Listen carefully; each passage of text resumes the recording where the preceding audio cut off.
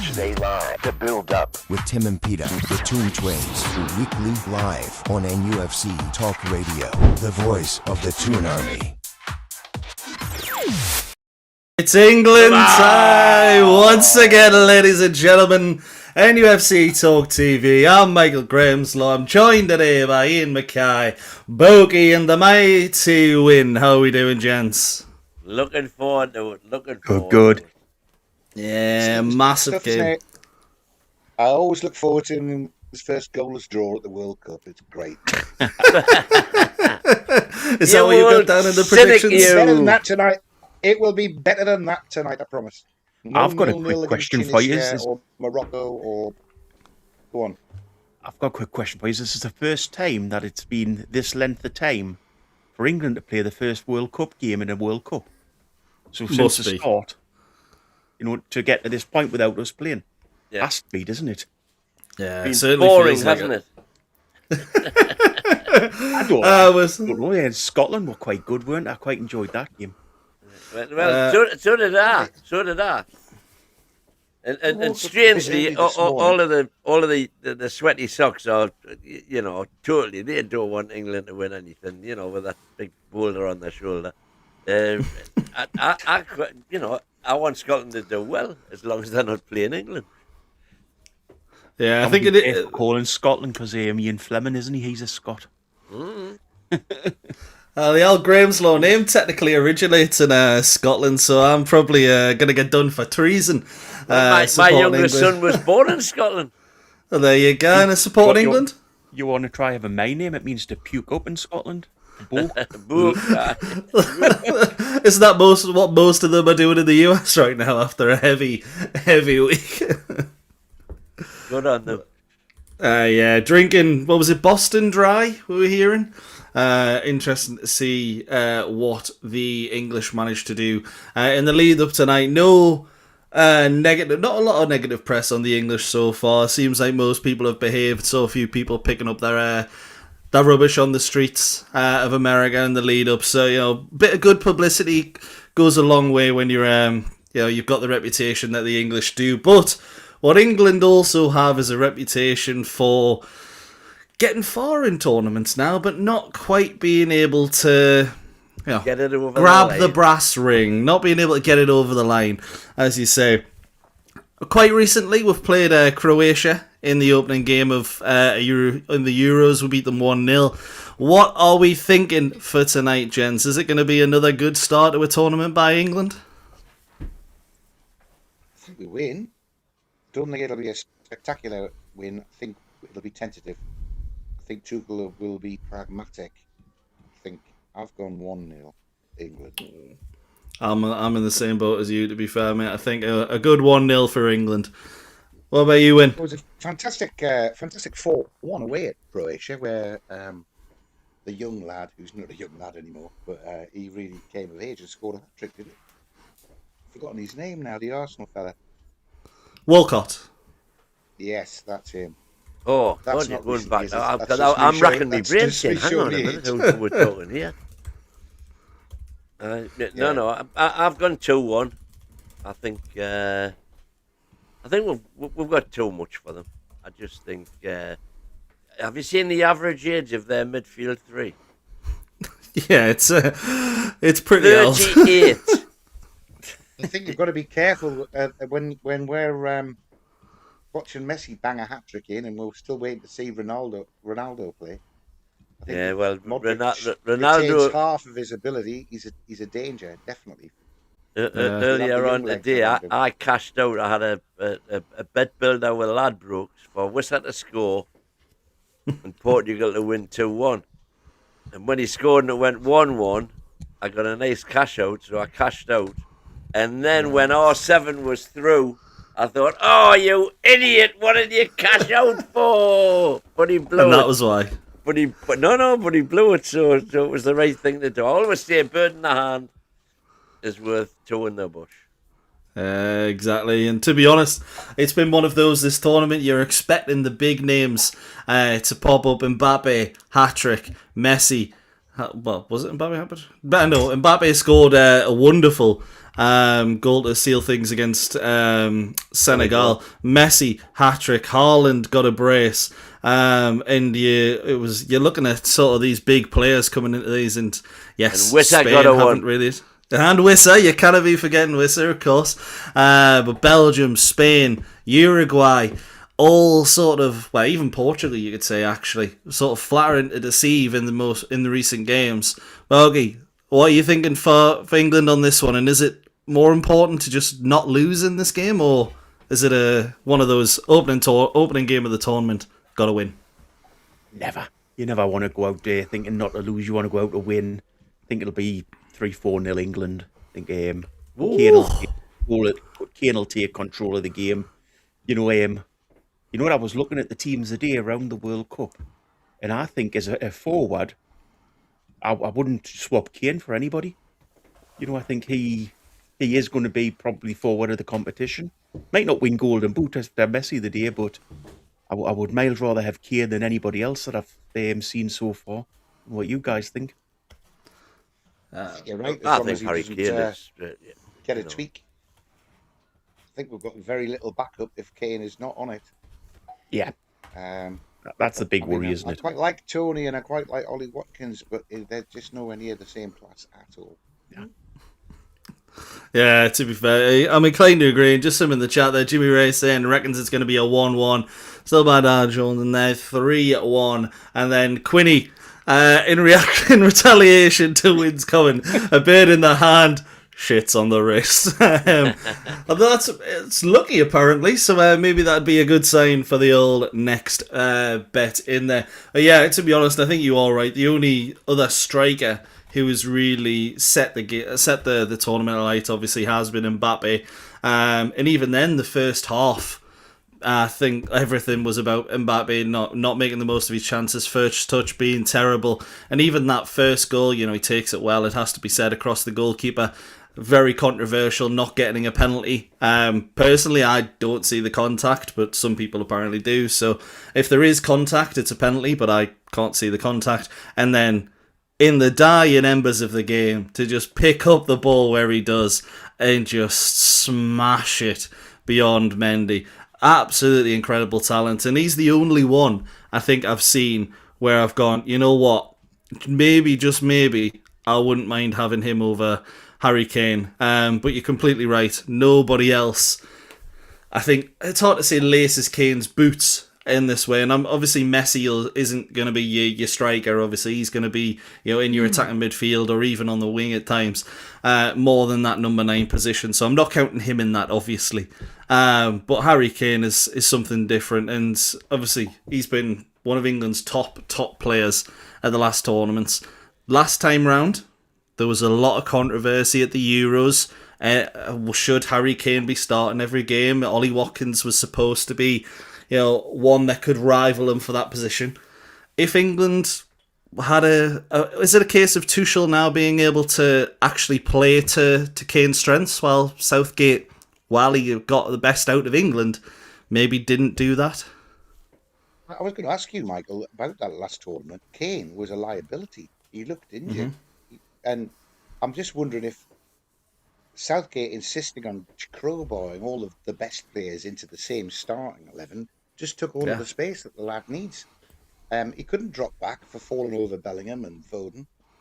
And I don't know. I think Tuchel has spotted that and fixed it. Kane's the main man now. And I think a lot of the England team is set up to feed the beast, as it were, which is the way it needs to be if we want him to score 7 or 8 goals and us win the World Cup. We don't need him looking disappointed and slow and injured.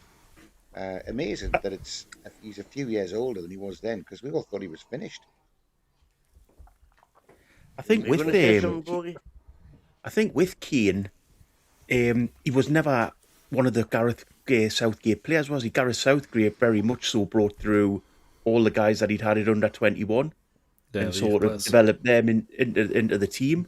And Kane was the outlier in regards to he was too good not to play, but he wasn't sort of I don't think he was ever really part of what Southgate wanted. I think that showed a little bit at times. Hopefully Tuchel who's went back a little bit and put older players into the squad, and is probably looking at it more from a manager's point of view, like a managing the team point of view, rather than managing the players that you've been used to having. It's going to be a strange World Cup because it could go either way. It could be we do absolutely brilliant, or we'll realise Southgate was on the right track. No, I think that was Southgate's problem for me. The reason Southgate didn't get the best that he could have done out of England, especially against Croatia and Italy, was that he didn't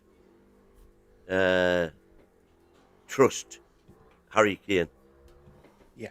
And I think Harry Kane is, as he's proven this season, and what a season he's had this season with Bayern Munich. I mean, dear me, incredible. And okay, you can argue, yes, that's in the Bundesliga and all that, but still, to do what he's done in the Champions League as well, by the way, I think he's one of those players, isn't he? Well, for me, he is, that you just have to see. I mean, like I say, when we got the takeover, my dream summer would have been Kane and Rice, and I think if we'd got Kane and Rice in that summer, and we could have done, if we'd put the money down. What a difference that would have made. But anyway, we didn't. But Harry Kane is still England's talisman without a shred of a doubt for me. Yeah, I completely agree. And to be fair, Gavin Fuller makes a great point. In the last competition, everyone was complaining about Kane dropping deep and not being in the box. And I think the main reason for that was, obviously, we've seen this season with Bayern Munich. We've seen over the last 2-3 seasons, really, Harry Kane really coming out and being his best. One moment he's on the edge of your own box, spraying a 40-yard ball forward, and then 5-10 seconds, well, a bit more than 5-10 seconds later, let's be honest, he's not Usain Bolt, but let's say 15 seconds later, he's on the edge of his own box, pile driving the ball into the top corner. So I think we didn't see that too much before the last tournament. And yes, he always had that with Son Heung-min at Spurs. Those two, an absolutely incredible partnership for England. We haven't really seen it as much as what we'd maybe like to. What it comes down to a lot is the wingers that England have, and at our disposal we do have decent wingers. But chosen today is Anthony Gordon, Madueke. Are those the two? Are those England's two best wingers for you? Obviously, with Saka being out. Not strange. Out, but not fit. It's strange, is it not, from a Newcastle point of view, that, Gordon got all the stick for not wanting to play on the right because he knew that on the right, for England, he was going to be up against Saka. And but again, for me, there's no comparison. Saka's a better right winger than Anthony Gordon 100%. is. But might he be regretting that now a tad, or maybe even Thomas Tuchel? If Saka, I mean, I can only assume, because Saka would start for me. I can only 100%. assume that this Achilles problem is more serious than we've been led to believe, because for me, he would absolutely start tonight, and the fact that he hasn't means that he's just softly bet him in, make sure that he isn't going to break down, and let's just hope that. But it's strange, the whole fact that he isn't in the starting lineup. You see, again, I've always been a firm believer in start your best lineup, and then get a couple of goals lead or whatever, and then bring the lesser players on. That might be a bit old-fashioned now, Win, because Arsenal, for example, I think choose their team to finish with their finishing 11. Yeah. And when you've got a big enough squad, you don't have to have a first 11 with subs coming on when they get tired. you've got a squad of 16 or 18 players who've all got a particular role to play during the course of the game, and it might be that he sees Saka coming on with the last 35 minutes against Tyrant, that he can just destroy them, and he could. To go back to your question, Michael, I think Gordon is a good winger for Kane. I think the signs are good that they are linking up well. I'm confident Tuchel will have spotted that. He'll be getting coached to do that. Whereas I'm not sure that they were coached to do that when Southgate was there. It was like Kane, when he dropped deep, would be falling over Cole Palmer and Foden and Bellingham, and he had to drop even deeper and play alongside Declan Rice to pick the ball up. And then, there was too much congestion in front of him to play those killer balls, capable of a killer ball. But you also need Bellingham / Rodgers running forward into the centre forward position to pick some of them up. Absolutely. It's a more sophisticated way of playing, but it's not rocket science, is it? Where do we stand on that, by the way? Between the panel here, Bellingham or Rodgers? What I don't want to see is Kane in his own box. That's the thing that frustrates me. Yeah. He can drop back a bit, but if he drops back, if he's the furthest player back, then that causes issues. So fine, drop back a little bit, but not as far back as your own box. And for me, I think at the minute it's Bellingham when Bellingham starts, doesn't he? Yeah. With regard to that, Kane dropping back, the difference, for example, between Kane and Voltemada, when we had all the complaints about Voltemada dropping back, the difference between Kane and Voltemada, Kane's football brain is on a different level to Voltemada's, and he can watch the play and know when, and he will be, and he does it time and time again. He can be playing on a halfway line, but when that ball gets to where he wants it, he's there, and that's the difference between the two of them. Completely. And hopefully that'll develop in Walty's game. Yeah, absolutely. Let's be honest. He's one of those players that, Harry Kane is someone you can look at, very similar style, and they could genuinely work. There is a question in the end. It sort of leads into one of my last questions going into the game. We've got 10 minutes until kickoff. Obviously, Harry Kane is 32. If he wants, he could go till 36 in the next World Cup. But who replaces him after this tournament? Because there's no more English striker, as Ginger Hoskins is saying there. The Lap is maybe obviously the choice that's been put forward there. For me, I'm looking at it and I'm going, genuinely, after Harry Kane retires, is it Anthony Gordon out of the options that we have left as a central striker? Because Ivan Toney will be 34 come the next World Cup. Same with Ollie Watkins, Marcus Rashford, 32. I'm trying to think of Dominic Calvert-Lewin would be 33, Solanke 32. Are you putting Anthony Gordon there, or are you playing maybe a Bellingham false 9, or Sean Leave? I think something will happen. Ian just said it. Sean Leave. Somebody will emerge.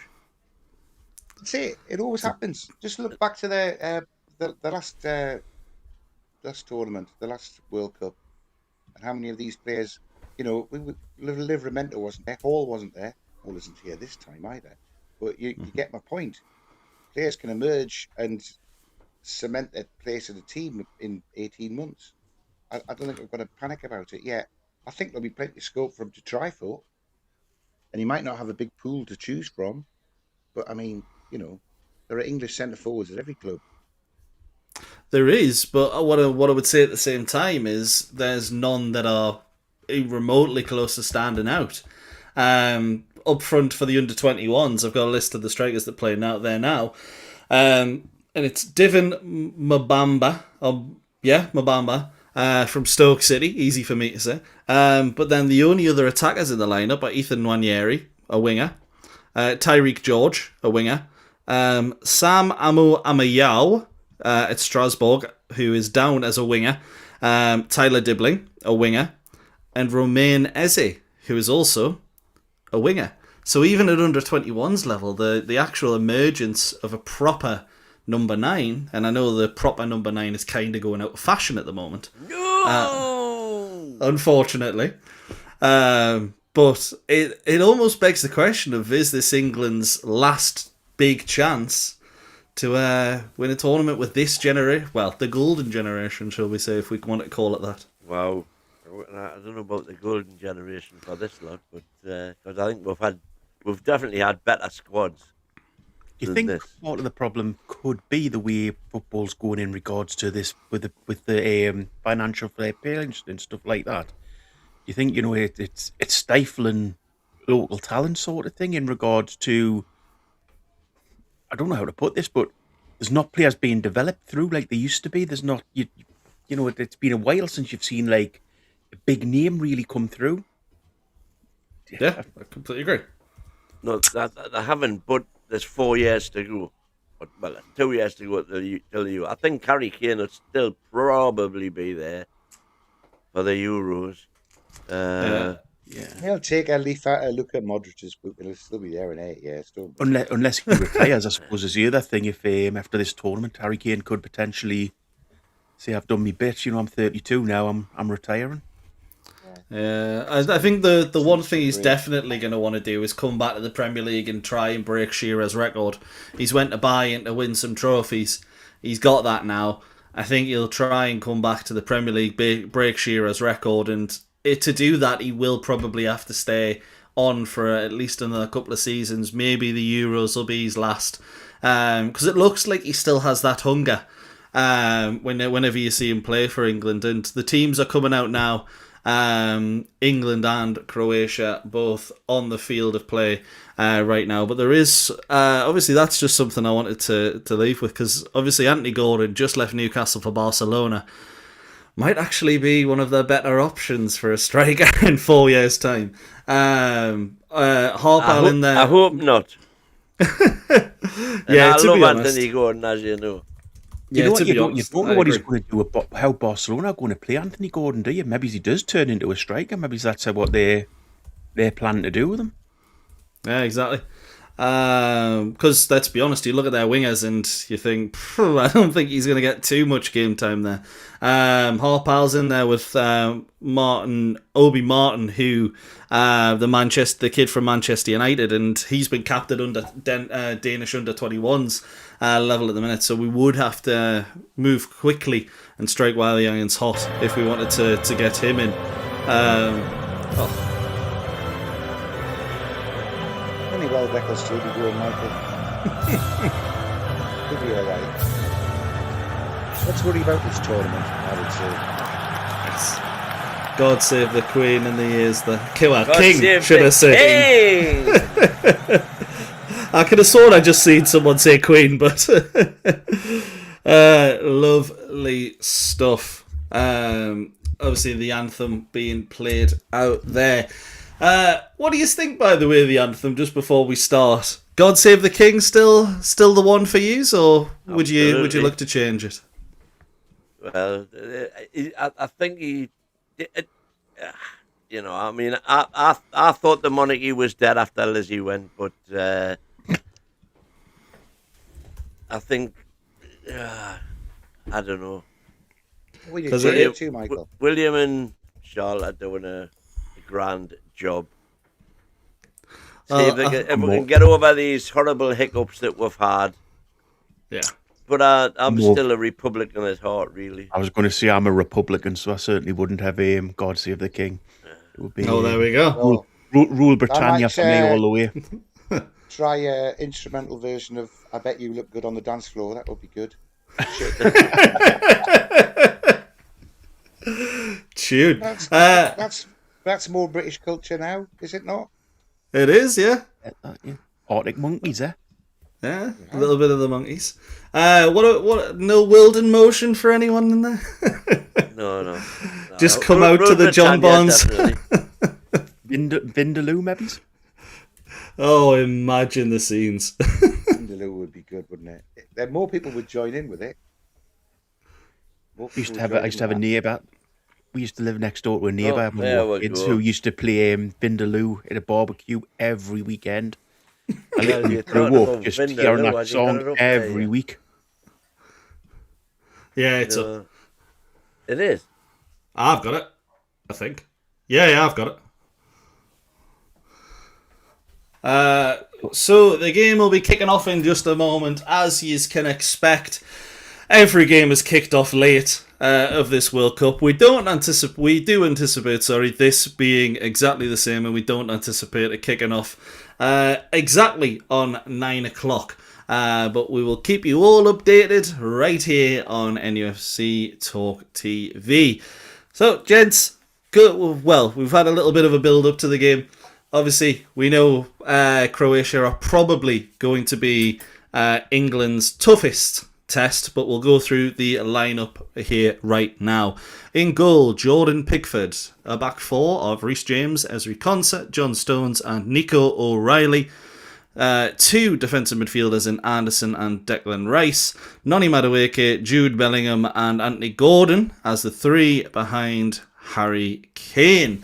As for Croatia, we have Ljokovic in goal, Sutalo, Vuskovic and Gvardiol as a back three, with Stanisic and Perisic playing as wing-backs, Modric and Petar Susic in centre midfield, Mario Pasalic and Baturina in just behind Musa. So much changed Croatian side from what we've seen, but the typical names are still there. Yusitalo, Perisic, Modric, all in there. Are we confident that we can run rings around the aging Croatians, or is it one of those where class might stand out when it comes to the likes of Luka Modric? I think run rings is probably an over expectation, shall we say? But I think we should have the legs to. Outrun probably should have been. But you can, never underestimate the old nous and the brain and the cleverness that these players have got now. Yeah, I absolutely. think the fact that Rice and Anderson have got such good engines as well, though, will help. Yeah. And no little amount of nous themselves either, Win, to be fair. It's funny when you run through that team, though, Michael. That might be Tuchel's first choice of an England team to win a World Cup, and who knows, he might have it. But we could all go through that team and think of 4 or 5 players who we think are better than the players he's picked. Absolutely. Not necessarily into this team. It's really interesting to see how that plays out. That's my big worry is John Stones is the one that I slightly worry about. He's not played much football this season, and he's starting in a major tournament against an aging midfield, as you've said, but a good midfield. They're all good technical players. Playing through on. I think you might see them play almost through on Stones a lot, just to see, is he sharp enough? Well, personally, I've been most impressed in the last couple of seasons by Branthwaite. I'm not sure why he's not there, but if it was down to form, I mean, Maguire is miles ahead of where Stones to be playing. I'm not a massive Harry Maguire fan, but you do get a bonus of a load of threat from corners as well with him. And that's not even the one I was thinking of. I was thinking, where's Cole Palmer? Where's Phil Foden? It's odd. I'm not saying Tuchel's wrong. I'm saying I might be falling in the same trap as what Southgate did, and Tuchel's worked it out. And we are off. The ball is back to Pickford. Pickford sends it long up towards Harry Kane, but it's cleared fairly easy by the Croatian defence, and it's out for a Croatia throw-in in the early stages of the game. Newcastle, England send it long there. Just quickly on that, is it not the case that the best 11 players do not necessarily make the best team? Yeah, definitely could be, let's be honest. Throw-in taken by Croatia pretty easily for England to handle. It's going to go back to Jordan Pickford, and he's going to send it long once again. Seems to be the tactic by England, to hit it long, but it goes all the way through to Ljokovic, the Croatian goalkeeper. And England playing it long, very direct in the opening stages. Do you expect that to continue? I wouldn't object to it, because I think there's far too much tippy-tappy, as everybody who listened to me with half a brain nose. Hopefully, it's a bit of a mix of football. You don't just get the same sort of style of play. We change things up and try different things at different times in the game. Yeah, you'd hope so. England just playing it out, and it's a horrible pass back by Nico O'Reilly, who's played it straight out of play. England trying to play out from the back. A little bit of pressure put on them there by the Croatian attackers, and Nico O'Reilly, needlessly, it has to be said, plays it out for a Croatia corner. But the whole build-up to that was kind of comic cuts, wasn't it? Nobody knew why one of them didn't just put their foot through it. This is the stupid three thing players now, there had a chance to get rid. Yeah. This is the stupid thing now, isn't it? You try to play it round in that sort of area and you think, well, what advantage you going to get from this? Just Exactly. move it upfield. There's Harry Kane defending his own 6-yard box. Ivan Perisic to take the corner, former Spurs man. It's gone deep into the box. It's volleyed towards goal, and it's high, wide, and not very handsome from Sutalo. Towards goal. Yeah. From Sutalo, the centre back. Michael. Thank you for that, Michael. That's my first one on my Michael Grameslow bingo crossed off. High, wide, and not very handsome. Cheers, mate. No worries, buddy. The kebab shop will mention at some point. If Gary had been here, that would have been the kebab shop.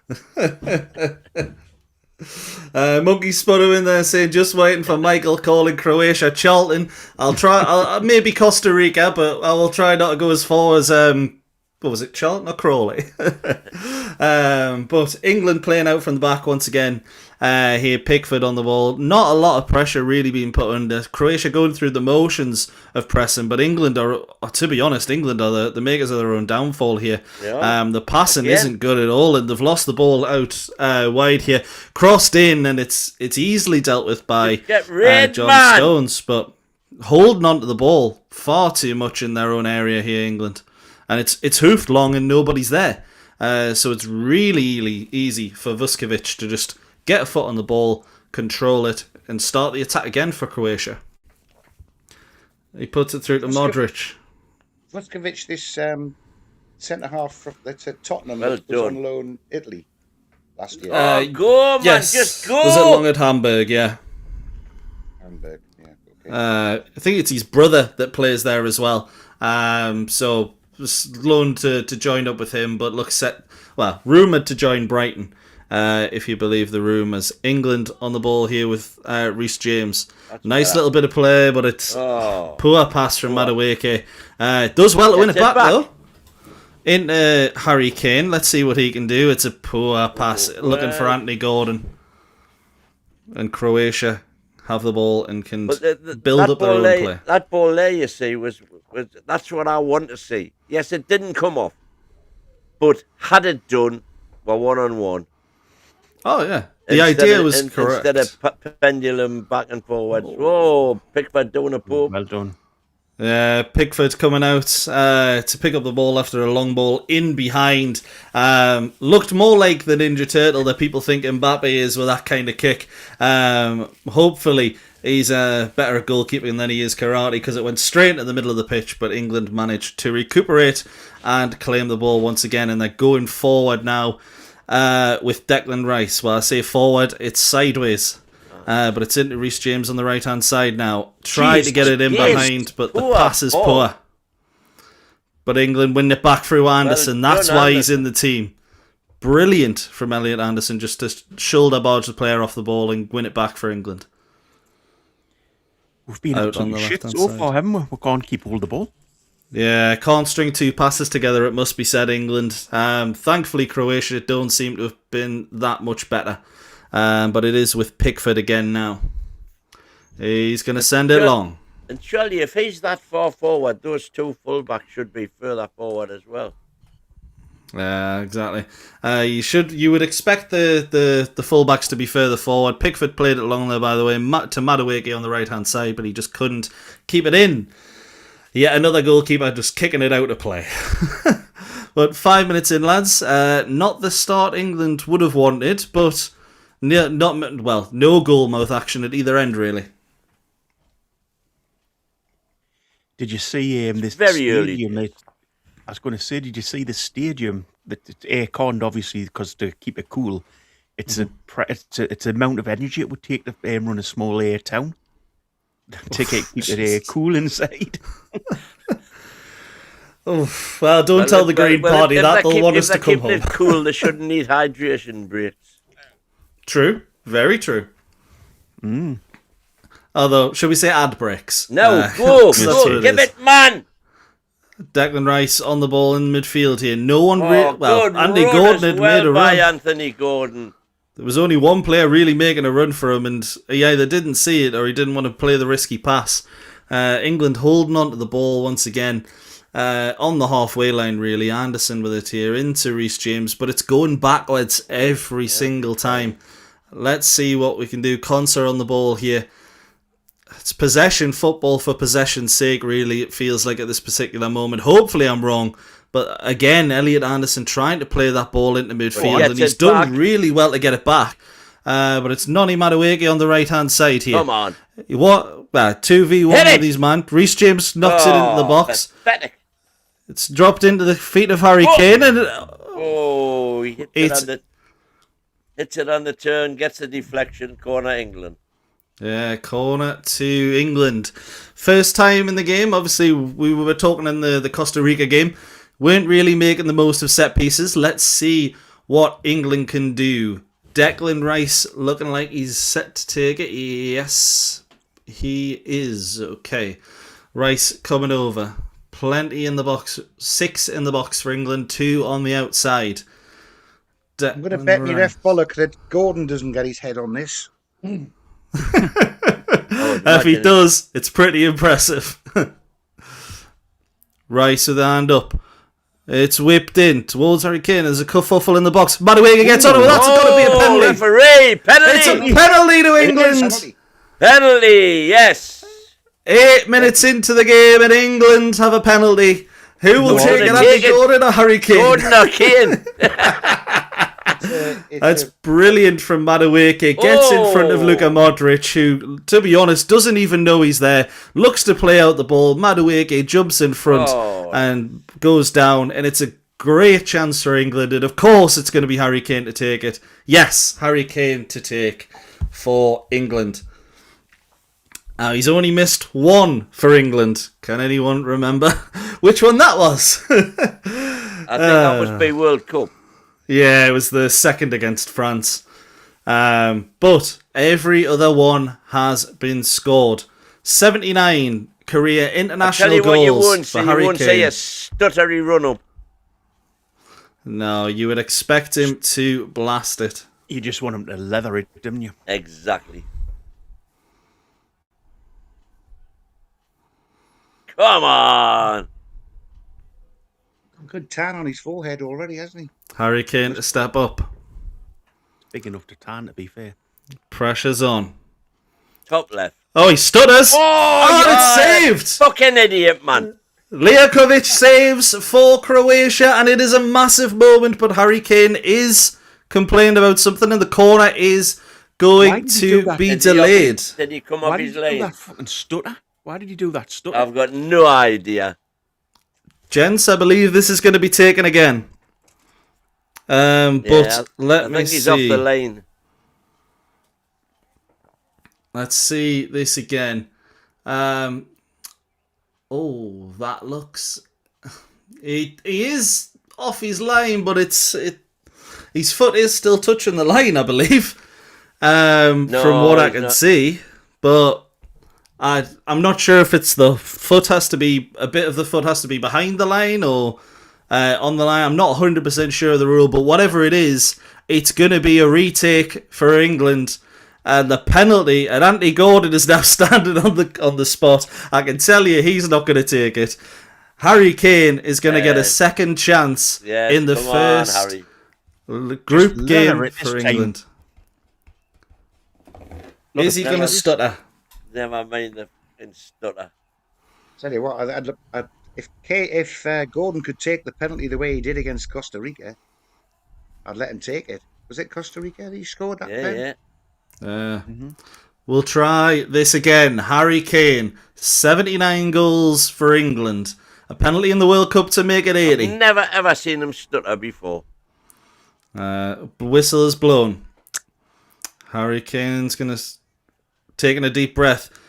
No stutter this time, and he buries it into That's the what you bottom do with right a penalty, corner. man. Sends the keeper the wrong way.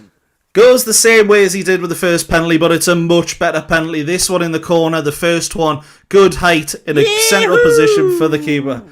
1-0 England, and it hasn't been a great start, but a 1-0 lead 11 minutes into the competition. Couldn't have asked for better. Home, it's coming home, it's coming, football's coming home. I've just watched that first penalty back. It's a fucking tough decision that Croatia have had against them there. I think the keeper did quite well, and he did have his foot on the line. That's what I thought. Gavin Fuller saying it was a player inside the box, Right. which I'll go back and quickly take a look. If I can. So obviously going to be kicking off in just a moment.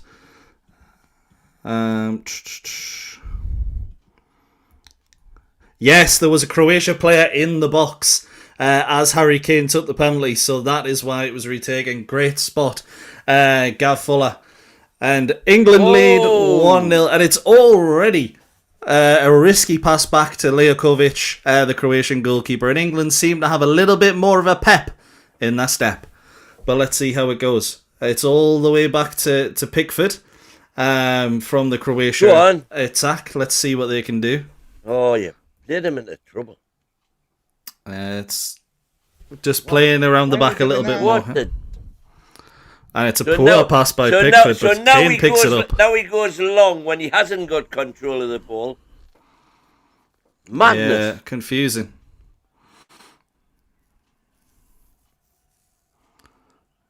Yeah, confusing step, stuff. Michael.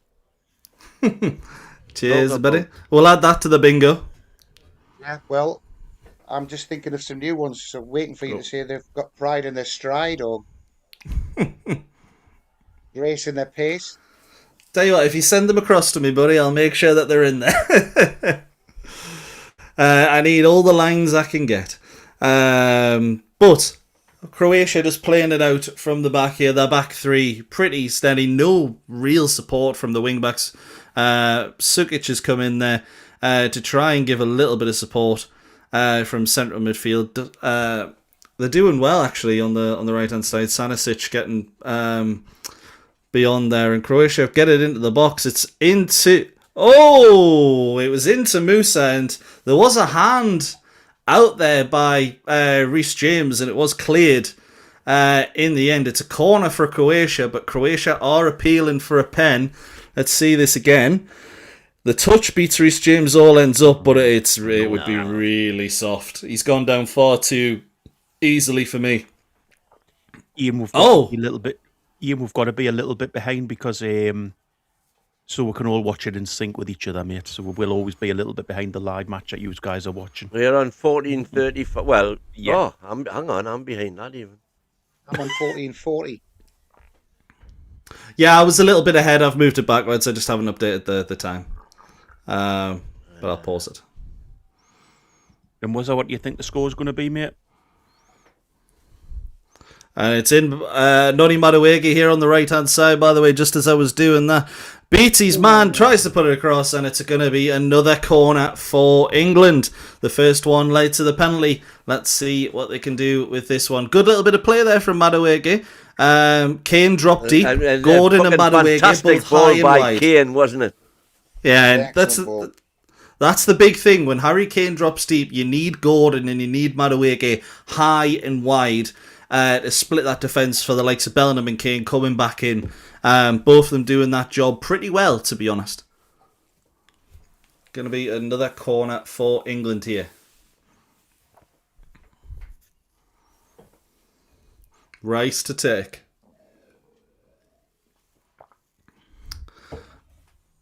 Whipped in, and James was the one rising there, surprisingly enough. Anderson took a shot from outside the box, but it was easily blocked. And it's all the way back to Pickford, who's going to send it long. Is this one going to stay in play? No, it's not. Although it will be said it was aimed at the head of Declan Rice, who has won a throw-in for England. So a little bit harsh there on the ex-Sunderland goalkeeper. Rice throws it all the way back. It's into Anderson. England on the halfway line here. Stones puts it forward. Nice little... I was going to say it would have been a nice little bit of 1-2 play there, but Gordon didn't follow up on the run from O'Reilly. Just playing it safe now, England. They've got that 1-0 lead. Would you like to see England go for the jugular and try and get a second? Give it a few minutes, because you're most vulnerable when you've just scored. So let's keep our powder dry for the time being. Keep them, got them pegged in their own half at the minute. That'll do nicely, and then go again. So like you said, for killing it, to allow us to surprise them when we burst into life. It's no good being flat out all of the time. It's much easier to defend against that when you know what's coming.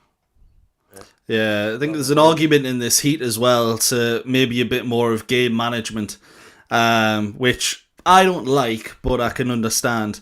And to be honest, it's kind of just been long ball from both goalkeepers and even the centre-backs at times, particularly from Croatia, hitting it long towards Musa most of the time when they're getting the ball here, and it hasn't really worked out for them against the two England centre-backs.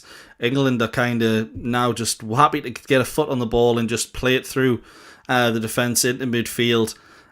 No real danger unless one of them makes a mistake, of course, which we are prone to when you play out from the back. But again, it's just backward what and are forward. you doing? Come on.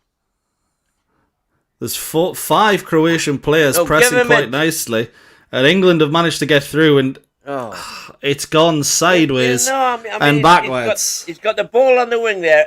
Gordon's made his run, and he just didn't bother with him at all. Backwards, pendulum.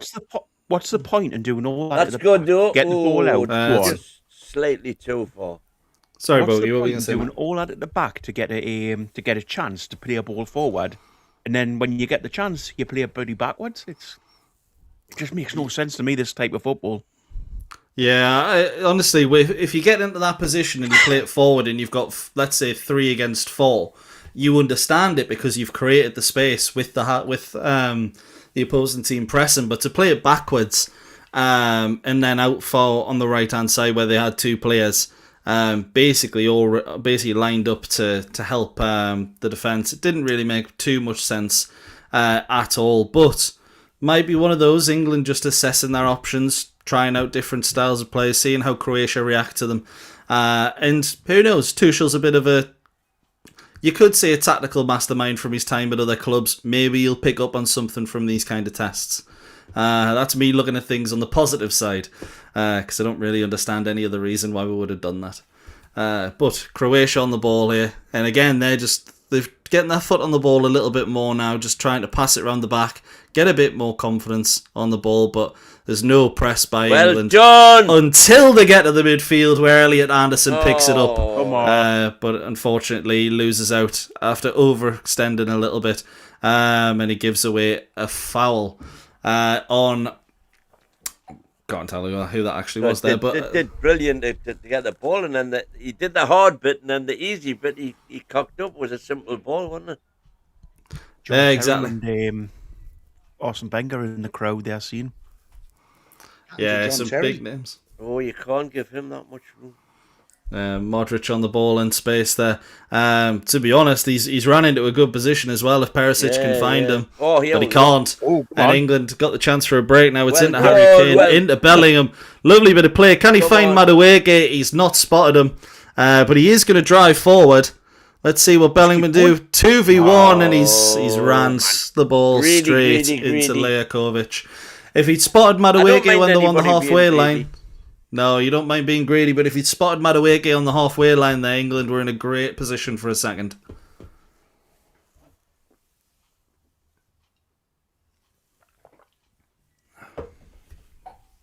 Yeah, long again. Croatia playing it long. But again, it's straight into Jordan Pickford. And it does have to be said, the Croatians probably won't be too happy with the way they've started this game. By Michael, you've got... Was there in there, by the way, Michael, you've got more rabbit than Sainsbury's. Rabbit. I didn't know if he meant I was vibrating or... but thank you very much for the super chat. What are you doing? And again, it's just... to be honest, it's really slow coming out by both teams. But it's into Harry Kane on the halfway line now, and he's tried a killer ball. You don't mind those kind of balls. No. They're not all actually, Madueke, if Madueke had kept running there, it actually would have come been off. awake? To be honest, I'm just seeing a replay of the penalty there, and actually, it does show that when the ball is kicked, he is off his line, but it's so close.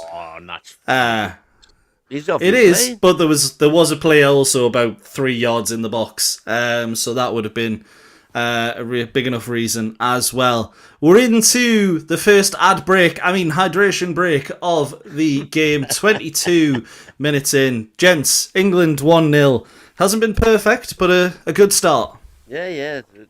I'm very happy. Very happy. I just think it's been a stop-start game, hasn't it? We've been looking to take the lead, and you just hope we can kick on from here. Yeah, absolutely. Ian, what are your thoughts, Matt?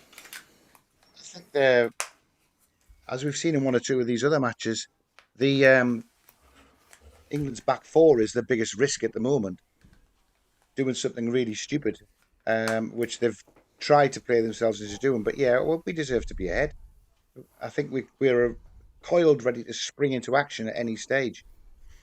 I predicted 1-0. I don't think I'm going to get me 3 points for tonight's score. I think we'll get a few more. I think Boakey's closer with 3 or 4. Oh, I think on the evidence so far, I would agree with that. Because Croatia haven't looked threatening at all. Have they? They give the ball away, and it's only when we're faffing around with it so long that we're letting. We are the architects of our own. I was going to say that the most dangerous they have looked is when we've been pissing about with it at the back, isn't it? That's exactly right. The issue. Yeah, absolutely. Almost pretty similar to the Congo game, actually, when they just sort of bashed it out and tried to get to Wissa and Bakambu. They looked quite dangerous, but whenever they played out from the back, and it was a lot rarer in that game, but that's when Portugal looked dangerous more than anything else. And I think we're seeing the same with England and Croatia here, as you're saying. I've got to be honest. I've got the ITV footage and the Fox footage both in front of me here, and it's a stark difference between the two. ITV showing a bit of tactical analysis from Emma Hayes, the hydration break, and some highlights.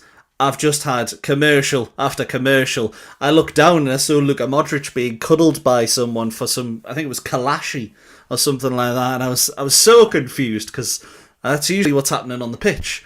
But it is a weird, stark difference between the two, and I can see why some people would maybe be a little bit more annoyed if they were watching the American footage of the game there. But we're getting to the end of the hydration break. The player's going to restart with a Croatia goal kick. We're just waiting for Liakovic to make his way back to his own box.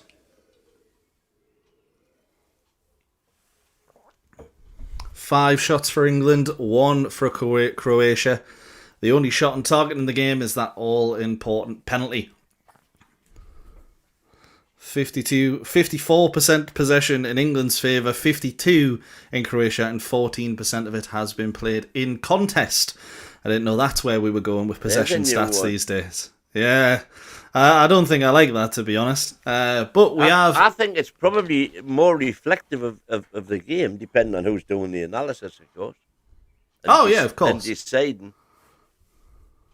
What is what?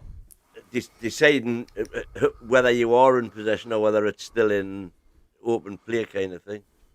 It might be one of those things. If it was already like that, I might like it, but I don't like. Maybe I just don't like change. But what hasn't changed is the goalkeepers are playing it long. Croatia have just sent a long ball forward. This time actually won by the Croatians, and it's dropped down to Luka Modric. Lovely bit of ball control there to get away, and Croatians are going to play it out wide to Perisic, and it's backwards. It's always backwards. Well, I would say that with that particular passage you play there, you said well controlled by Murray, but in fact he took too long and allowed us to get into the ball.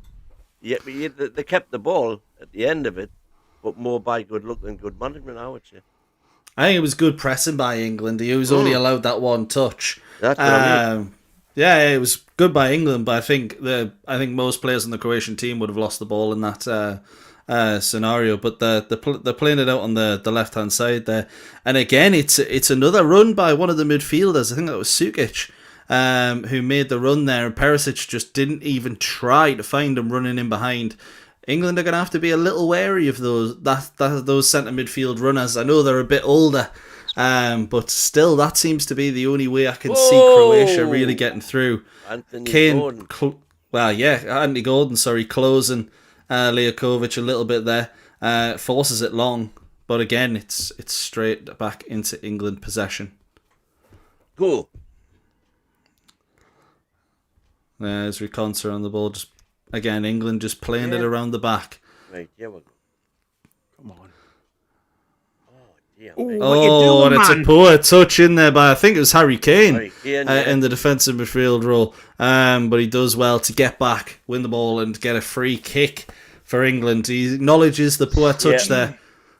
You don't want to see him in those kind of positions, particularly when he's the only player in that centre midfield. I mean, I'm not sure where Anderson... Poor ball into him. I was going to say, I don't know where Anderson was. Anderson was just next to him. Rice had made the run out wide. And the two wingers were obviously so far high up the pitch. I'm saying, why is he there? There's absolutely no need for him to be in that position. No, he's there to get it and to turn and hit a first-time ball out wide, which is what he did when he put Madueke through.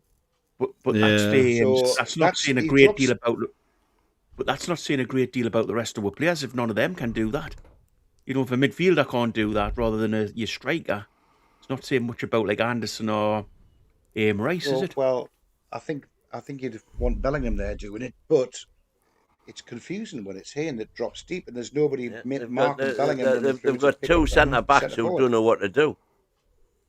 There's one of them go with him. Can you remember when we played? It was when we played Arsenal in the semis, and we had Cher and Byrne literally following Rice and who was it?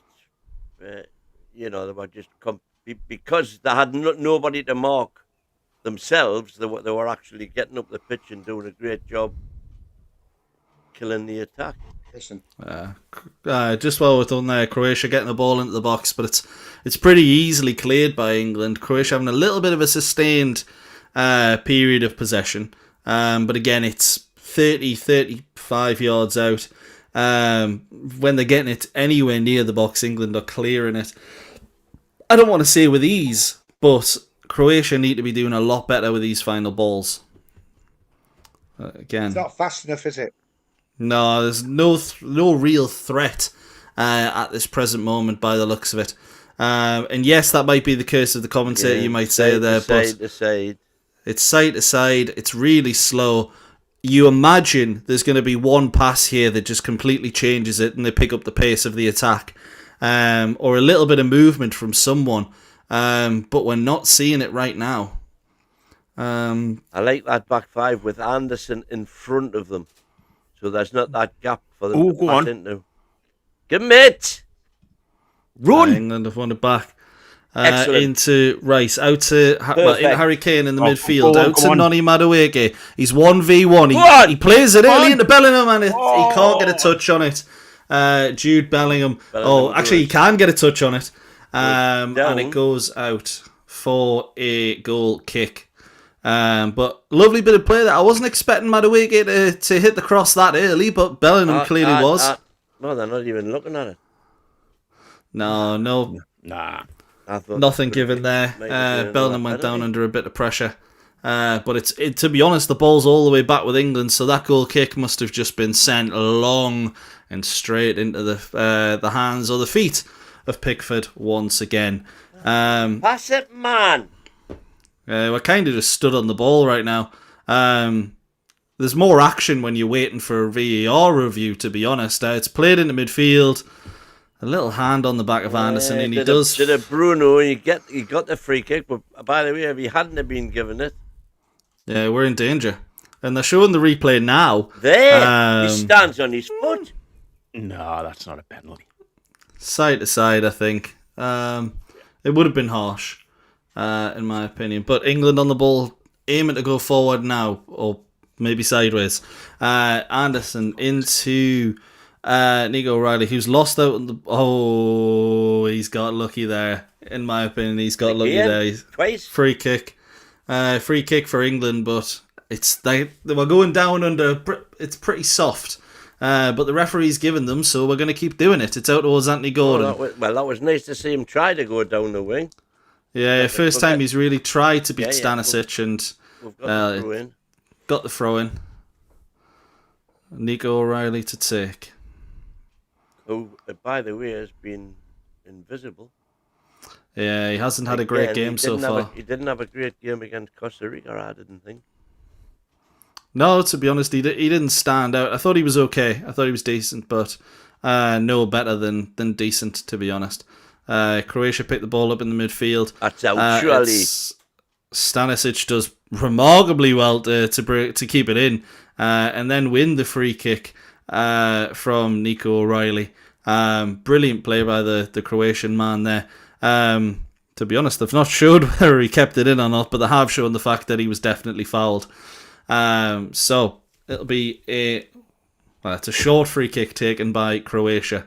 That back three probably got more. If you had a bet on them to have 700 passes between them, he'd probably come off at this point. But it's a long ball, direct ball, straight through the lines, and it's easily... It should have been easily dealt with by Jordan Pickford. It's an absolutely abysmal touch, and it sends it out to play in Croatia. Got a chance to put some pressure on here. And crossed in deep into the box. It's headed out towards the end. And again, England playing themselves into trouble. Bellingham. Look at what we've got now. 4-on-3. Madueke bursting forward. If he plays it early, Andy Gordon's got space. Nope, he's going to try and take on his man. Nope, he's going to play it back. Reece James with a floated, hopeful cross towards the back post, and it's easily cleared by Croatia. That had to be a first-time whip in that when he got forward. Yeah, you were hoping it was going to be out towards Anthony Gordon on the left-hand side because he just got ahead of his man. Reece James has done the same on the right-hand side, whipped in towards Kane, and it's just headed up in the air, to be honest. Rice tries to do the same, but the header goes nowhere, and Croatia are going to try and play themselves out by the looks of it. It's a over-the-top ball towards Perisic. He does really well just to head it down and calm things down. Croatia look really composed when they play it out from the back as the centre-backs. Whenever it goes to the goalkeeper, they look a little nervy, but those centre-backs seem to be really confident on the ball. Maybe with the knowledge that they've got the likes of Modric pretty close by. To be honest, they've just played it out for a throw-in, which...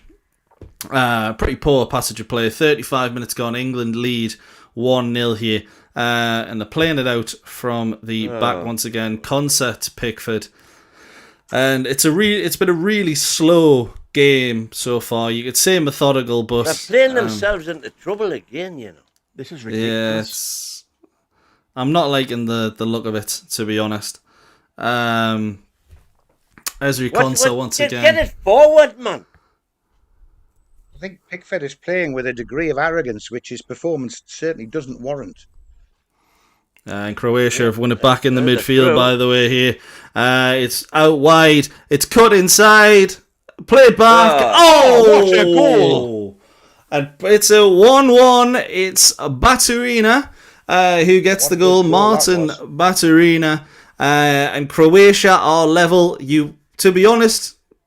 England probably hadn't deserved the lead to begin with, hadn't been good enough, but Croatia, Well, they've had one chance outside the box. Architects of our own downfall yet again.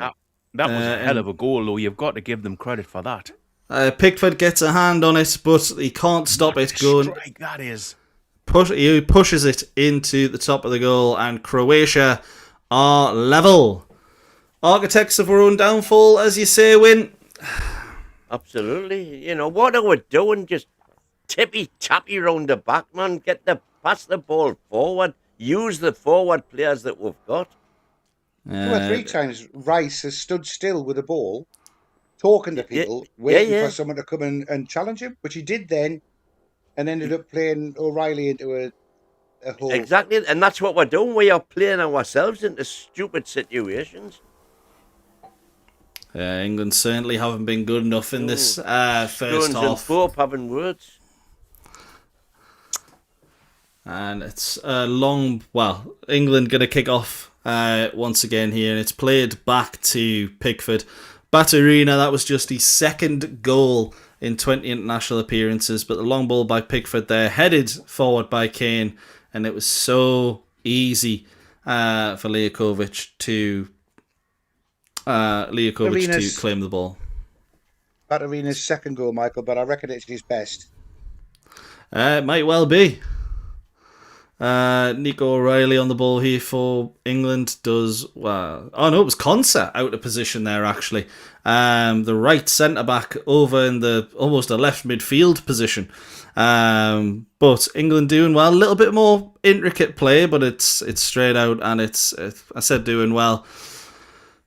It's out for a Croatia throw in on the right hand side, and Croatia got the momentum, you would argue now. Tuchel looks a bit fed up on the touchline while he's opposite numbers, pacing up and down. I just hope he's getting the word out. Stop fannying around at the back. Yeah, England are going to have to be a bit more direct. Rice needs a rocket. I'm not even talking about being direct, Michael. I'm talking about passing the ball forward.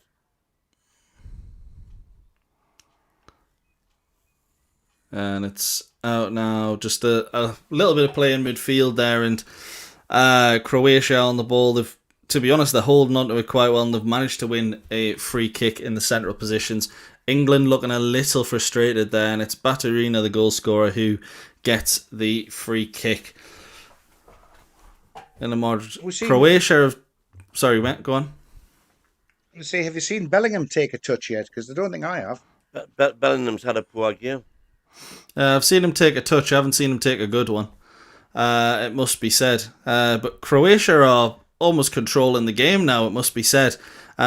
Games being played at their own pace, and they're happy to send it long, and they're winning the free kicks now when they are sending it long. They've just picked up another one there for Holden by Azrikonsa on Musa. This is what annoys me as well. Everybody pushing too far back. You keep one player up on the halfway line, or 2 players, but now everybody's behind the ball. Yeah, you want Madueke and Gordon. If Kane is going to sit this deep, you want Madueke and Gordon being your furthest forward players, and they're nowhere near. Funny you should say that, because Kane has suddenly started spearheading. Yeah, he's sort of dropping into midfield at times, but as we were saying there, he was literally at the spearhead of the spear. Literally lined up in that exact way. Livakovic tries to play a ball out wide to the left-hand side. Perisic can't get onto it. Poor ball, all in. Poor probably sums up the quality in this game so far. That moment of magic from Baturina being the only thing we've really seen from Croatia, and obviously England scoring from a penalty. But other than that, man. I mean, if you insist. But it is backwards and sideways, which is why Win is frustrated. And it's Konsa on the ball into Reece James. Is he good? It's a long ball forward by Anderson, actually, and it's a good effort. It's going to win England. Is it a corner or a throw? I didn't see where it went. I think. Vuskovic, who managed to get a head onto it, and it looks like it's going to be a corner. Oh, it's a corner. It's a corner. Not quite what he would have wanted there. Have anybody in the team who can take a long throw in? Dan Bird. he's not in the team. Yeah. We'll bring him on just for that. But another set piece for England. These have historically been how England have done well in cup competitions. Probably not seen enough of it in recent games under Tuchel. But Rice, is he going to take it short to Madueke, or is he going to look it in? He hasn't even looked at Madueke, to be fair. Get it! And Harry Kane scores for England. 80 was hit about 30 minutes ago. Now he's on 81. England lead 2-1. And they're back in control of this World Cup tie. That's me done in the predictions, by the way, because I predicted a 1-1. It looks like there's going to be goals in this game. And to be honest, there hasn't been a lot of quality, but there's been 3 goals and England lead. Harry Kane doing what Harry Kane does. Beautiful free, a beautiful corner kick. Coming from deep as well. Unmarked. Runs onto it. Brilliant header into the bottom left corner. England have worked on that one, and maybe we're going to see England actually start playing to the best of their ability with set pieces. That all started from a ball forward. A long ball forward, For Madueke to chase under, which got the corner. And Harry Kane has about at the back. equalled Gary Lineker with 10 World Cup goals. Absolutely Many more phenomenal achievement. It could be 11 by the end of this game. Just the way the game has run. Again, not a lot of quality, gents, but England ahead. And all the names apart from Ronaldo, really, scoring: Haaland, Messi, Mbappe, Lukaku. Big names are scoring. Have we had an England hat-trick, England World Cup hat-trick since Jeff Hurst? Yeah, Gary Lineker. Cameroon. No, not Cameroon, Poland. Did Ferdinand not score one as well? Les Ferdinand. World Cup hat-trick? No. Oh, World Cup hat-trick, I was thinking England. No, Lineker was the last one I can remember. I know that might have been... Kane has. Panama. We might have beaten somebody, not the World Cup. Oh, go on. Yeah, Harry Kane has Panama. My birthday in 2018, 24th of June 2018. Harry Kane got a hat-trick in the 6-1 win against Panama. So, yeah, could get his second. Notice him drop the date of his birthday in there, lads. Yeah, next a week today. Oh, right. I'll not tell you how old I am. But ball over the line there. It's the only reason I know the date, to be fair. But it's back to Pickford. What Ian's just accused him of as well, thinking he's cleverer than what he actually is. Oh, well done. Good bit of play by Nico O'Reilly on the left-hand side. England have got a little bit of space here. Has O'Reilly got the pace? Go on, he gets in behind. He's held on to it. He's 1v1. He's lost the ball. The one thing he has. Oh, that's a foul. What was it? And it's a free kick to England, as Wynne says. 44 minutes. Pasalic. The one thing O'Reilly has got is a bit of dribbling skills. Yeah. He's a bit like Hall in that respect. Yeah, we agree. He's an absolutely brilliant left back. I didn't think it was the tournament for him to start. I did think Lewis Hall would have been up there, but having those two as your left back options, absolutely phenomenal. And to be fair, RSL's put a good point in there actually, and he's put 2 in because he said Gordon's done nothing. We haven't really looked to find him, to be fair, at the same time, but we should have brought Rio. In my opinion, and as a super sub when the opposition legs are tired. And while personally I do think again it might have been a bit early for him, you do want a player like that who's just fearless. I remember Walcott breaking through, and that was what everyone was talking about, and people were a little scared of him, the little pace merchant that he was at the time. I have to admit, Michael, you were 10 seconds into that chat before I realised you weren't talking about Rio Ferdinand. We have 5 minutes added on, and to be fair, with the way England are playing out from the back, I think I would have I would have wanted to see Rio in there, because he wouldn't have been playing around from the back. He would have just got it forward to the lads who were actually a little bit better on the ball. But We got two lads over the ball right now. 30 yards. Reece James scored a fantastic free kick from this distance against Newcastle in the 2-2 draw this season. No. But he didn't do it against Croatia here.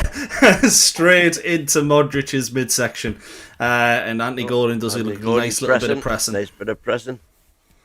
5 minutes added on.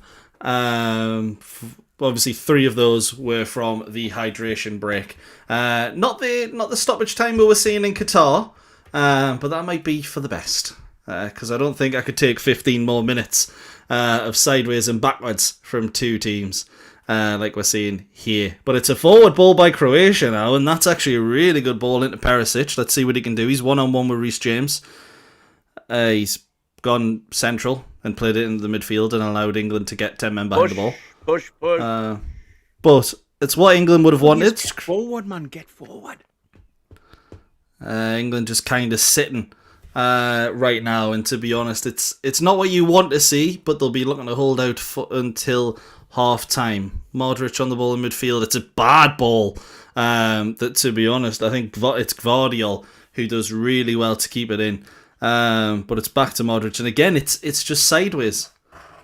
They're going to need to pick out a pass that really changes the momentum here. They need a lot more players making runs, Croatia. Maybe there's one here with Perisic. He's ran deep. He's found a bit of space on the byline, but it's out of play. Yeah, it's out of play. The ball has stopped. I thought they were going to play on there, just and go back to what they've done recently, where they've VAR's basically just said, "Oh, it's out of play." Like 30 seconds later. Showing the header again. What a great header by Keane. A little bit better than the moves that geezer on the stream was showing, but to be fair, it's still better than the Congo dance we saw Wissa do earlier. No matter what Wissa's done. Ian's either been grumpy for the last 5 minutes or his cameras froze. Oh, again. I thought it was a bit of both, to be honest. I was wondering whether it was time to interject with whether there was any substitutes we would make at half-time yet. Ooh. Another shot from that second goal from Kane means I think you'll just leave it. Yeah, I think it is one where he'll just leave it for the time being. I think the two that he might look to bring off first will be Gordon and Bellingham, and I don't think he'll do it at half time. Connor's just saying there that Kane's got his goals in less matches than Lineker got his. Wow, fair play. Absolutely fair play. Brilliant stuff. One of them was Panama, though, wasn't it? Yeah, he got a hat-trick against Panama. And I think he got a brace against Iran. I might be wrong, though. You can only score against who you're playing, though, can't you? So exactly. That was always the argument for Rooney, wasn't it? And it's Croatia. We've got 1 minute left of the second half. Perisic on the ball here on the left-hand side. Again, Croatia going to have to speed things up here if they want to do anything. Modric on the ball. What can the little wizard do? He hasn't done too much in this first half. He plays it sideways. That's Croatia biding their time here at the end of this first half. Let them bide. Somebody put a foot in, man. It's easier defending outside your box. But yeah, we're just letting Croatia play with the ball here. Rice is closing down, but everyone else is on the edge of England's box. There are too many players there. Oh, it's a lovely ball in behind. It's headed down, and it's 2-2. It's an absolutely brilliant goal, and that's what Croatia have been waiting for. And it's Musa that gets the equaliser. It's a lovely floated ball in behind, and he might be a little. We might be an argument for offside. Where were all the white shirts that were stuck in that lane? Is anybody offside? Yeah. It looked like he was potentially slightly off. Offside. Potentially. Yes. Offside, I think. Offside. I don't think that is. The shoulders offside, definitely. It's very close. I don't think that is. It's. I mean, the scorer isn't, but the assister is for me. No, I don't think the assister is. If you look at his feet, if you look at the feet of the defender, I think the foot's behind. No, the foot doesn't matter. Foot. It's the shoulder. It's No, been given. The defender's foot's behind. It has been given. It is officially 2-2. And it's and it I'd is like to see also that again. half time. Very, very close, that one. Croatia are level at half time, unfortunately. It's a bit of a sucker punch right at the end, but we're used to sucker punches with Croatia. Would like to see the replay of that again. Looks like it's offside, but the fact of the matter is England haven't been good enough in that first half. Correct. Counting it. To be fair, for a 2-2 in a half, that was a bloody awful 2-2. Yeah, completely agree. Do you know what the annoying thing is? We know Croatia. The one thing they would struggle against is speed against them because of the age of the team. Yeah. We're letting them play football. If we're going up with a football game against them, I think he's we're not going to win. What we've got is legs. No, I completely agree. And to be honest, you're watching this game and you're not seeing a lot from either side, really. Two brilliant bits of quality from Croatia have got their 2 goals. And it looks like they've got that in the bank. Obviously, the ball there into Perisic with the run in behind and a nice little finish to even things up as well. But we haven't seen enough individual quality from England, in my opinion. I just think that if you look at the 4 goals, all of them have come from passing the ball forward, not passing it sideways. We've had a penalty in the corner, but the penalty in the corner came from moves where we had played the ball forward, and both of their goals have come from them playing the ball forward. The first one, it was knotted out, and he, brilliant shot, good on him. But it's just do it more often. Get the ball forward. Take a chance, for God's sake. I completely agree. It's been a difficult watch, it must be said. And we'll get into some of the what's in the chat there. Steve Waldo saying the midfield have been shocking. Stephen T saying O'Reilly is so average as a left back. He hasn't had a good game, to be honest. Quinny saying the defence is shocking. RSL saying Hall must be fuming. An old centre-back defender and a midfielder picked in front of him, to be honest. I'm inclined to agree. Brian Garr saying the draw is still on. The draw is, but the 1-1 is off.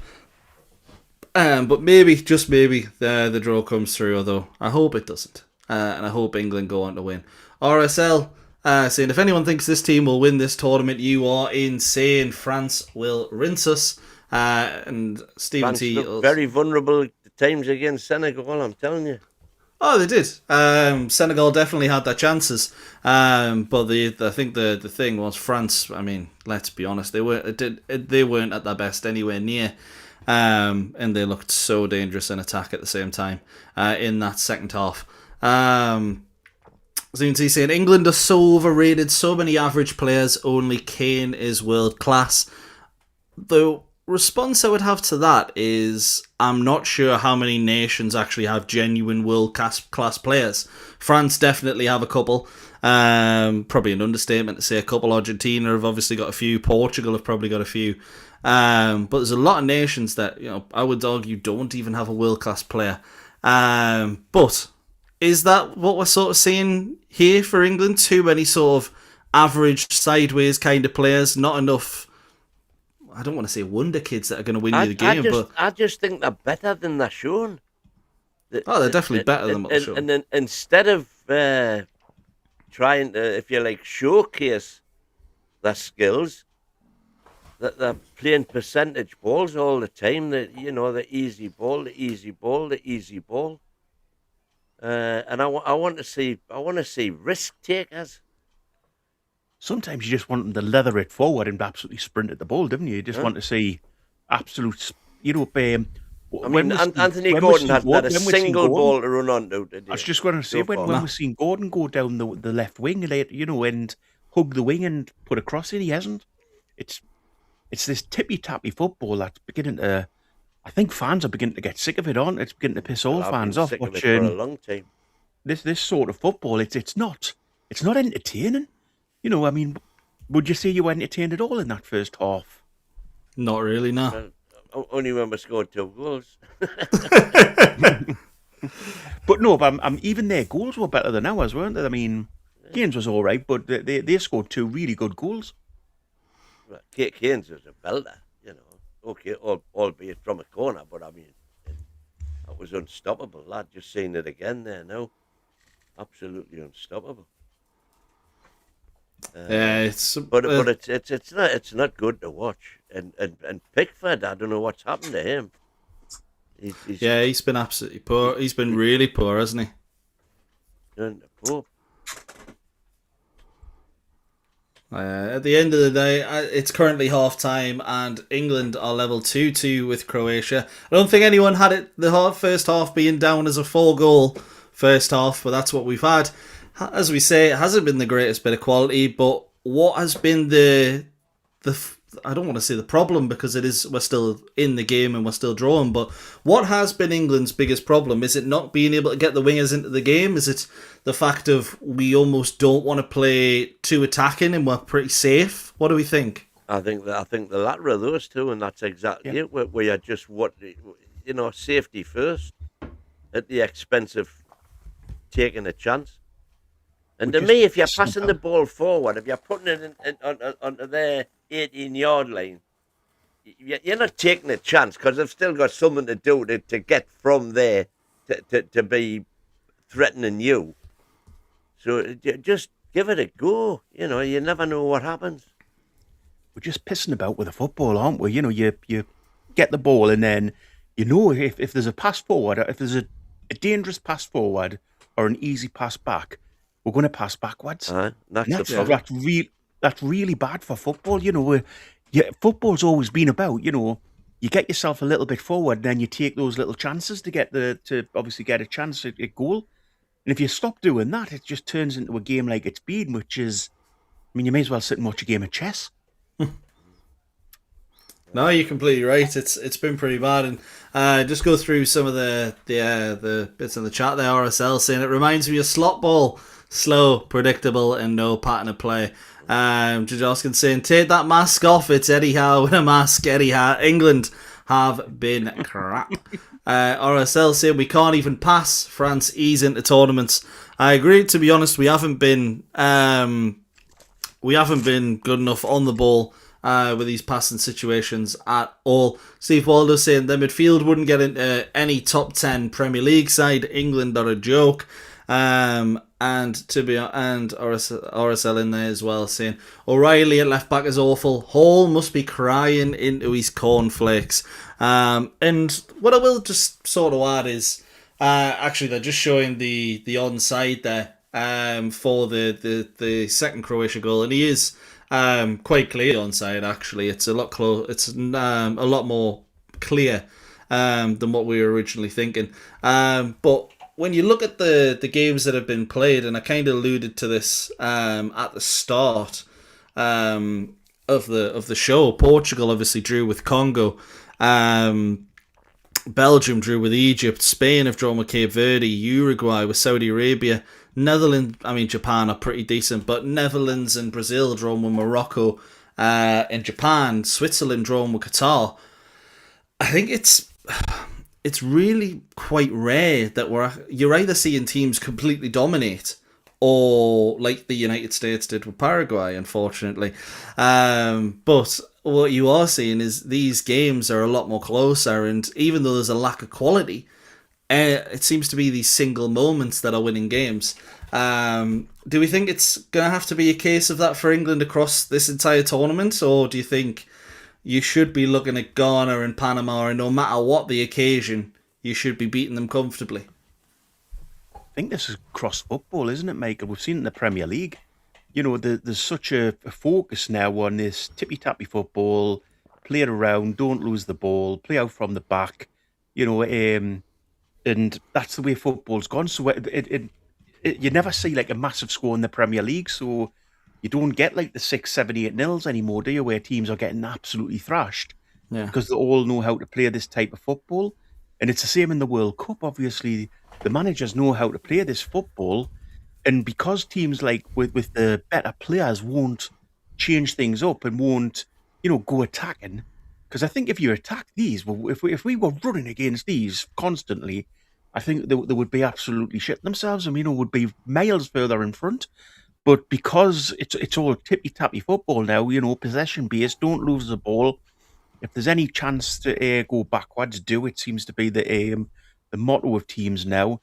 I just think, it's crying out now for somebody to go against this type of football and just go a little bit more attacking, just go with your better players. And, if you've got better players in the team that you're playing, just absolutely try to, run against this tide that's became the norm now, that, it's all possession-based football and don't take a chance football. Don't try that little ball forward, don't try that little flick. When do you see that? When do you see players doing little flicks or little... I mean, the biggest one was a Brazilian match the other night where you expect Brazil to be doing, the sort of the samba style football, flicking the balls on, being exciting. And they weren't. They've gone to the same sort of football. I know. Pep's got a lot to answer for. Yeah, it's just so pretty boring, isn't it, Win? You're looking at these kind of games, and you are hoping that someone just, as you say, Bogey, just goes against the grain, and it does kind of just think, you know what, fuck it, let's just attack. And I've got a little stat for you there on Anthony Gordon. Only 2 players in this game have touched the ball less than 17 times, which is obviously the third is the Croatian goalkeeper Lejakovic. Peter Musa, who's obviously scored for Croatia, with 9 touches, and tied with him Anthony Gordon. 9 touches of the ball in the first half from that left wing. And I think that says it all, really. Andrew Bell in there celebrating 25 months of membership. Thank you very much, buddy. And it is like watching Howe manage a lead and lose it. Yeah, we should be used to this, lads. How many drop points is this we've seen? Not with elite manager Tuchel. It's just, to me, it's just mind blowing. The players have got talent. We've seen what they can do, and they just don't appear, whether it's by instruction or whatever, that they're not trying to showcase the talent that they have. Do you know what the other thing is as well with this type of football that's now came into place? It's when you get to the 22-yard box and every single player for the team that's defending is behind the ball. You don't. I know we've said it for corners and stuff, but now it's gone into general play football. But don't leave anybody slightly up front. Surely enough. I mean, Gordon and what's the right wing I call him? Madueke. Them two aren't going to offer you a lot defensively. Fair enough, let Kane drop back if he wants, but them two, leave up front. And firstly, it means that Croatia can't attack with as many players, and secondly, they're speed merchants. As soon as you win the ball back, ping it over the top and let the buggers run for it. Yeah. It's not good. It's not good. It's not enjoyable. But I've got the dog. I've got the rescue dog. I was hoping I wasn't going to need it tonight, but this is driving us to drink. This isn't an England issue either. This is just a general football issue. Everybody's just went to pep football, and as I say, I think it's killing the game. I think it's making it just so bloody boring. There's so many players that can't play a 5-yard pass as well, and it's absolutely ridiculous. I mean, we've seen Harry Kane come deep quite a lot, but he's got the worst pass success rate on the pitch at just 40%, and that's from 10 passes. That's fine, except that 2 of those, the 2 that must have been the 2 that got through, or 2 of the 4 that got through, were bloody great balls. Yeah. But if you don't try them, you're not going to succeed with them. You've got to be in it to win it. But I think the thing is, go on. Another thing is as well, again, I don't know why there's a reluctance to do this in football, but I've been watching a few teams, and we never swap wingers anymore. No team, you're playing 4-3-3. No team really swaps the 2 wingers across, so the right side and the left side across. Oh, it's his elbow that's offside, not his shoulder. Just seen the replay of the offside. But I'm saying he was 2 inches onside. But I'm saying that you never see wingers cross across each other now, so like swap sides for 5-10 minutes. Yeah, I don't necessarily want to see that, to be honest. I mean, it was a feature at one time. But you never saw Chris Waddle playing on the right wing, or. I think you did win. Come on, you've got to see England used to do it quite a bit. I don't know that they did. But when did Beckham ever go to the left wing? Against Croatia in 1998. I just made that up because I didn't know. Hang on, I looked at the head-to-head, did they even?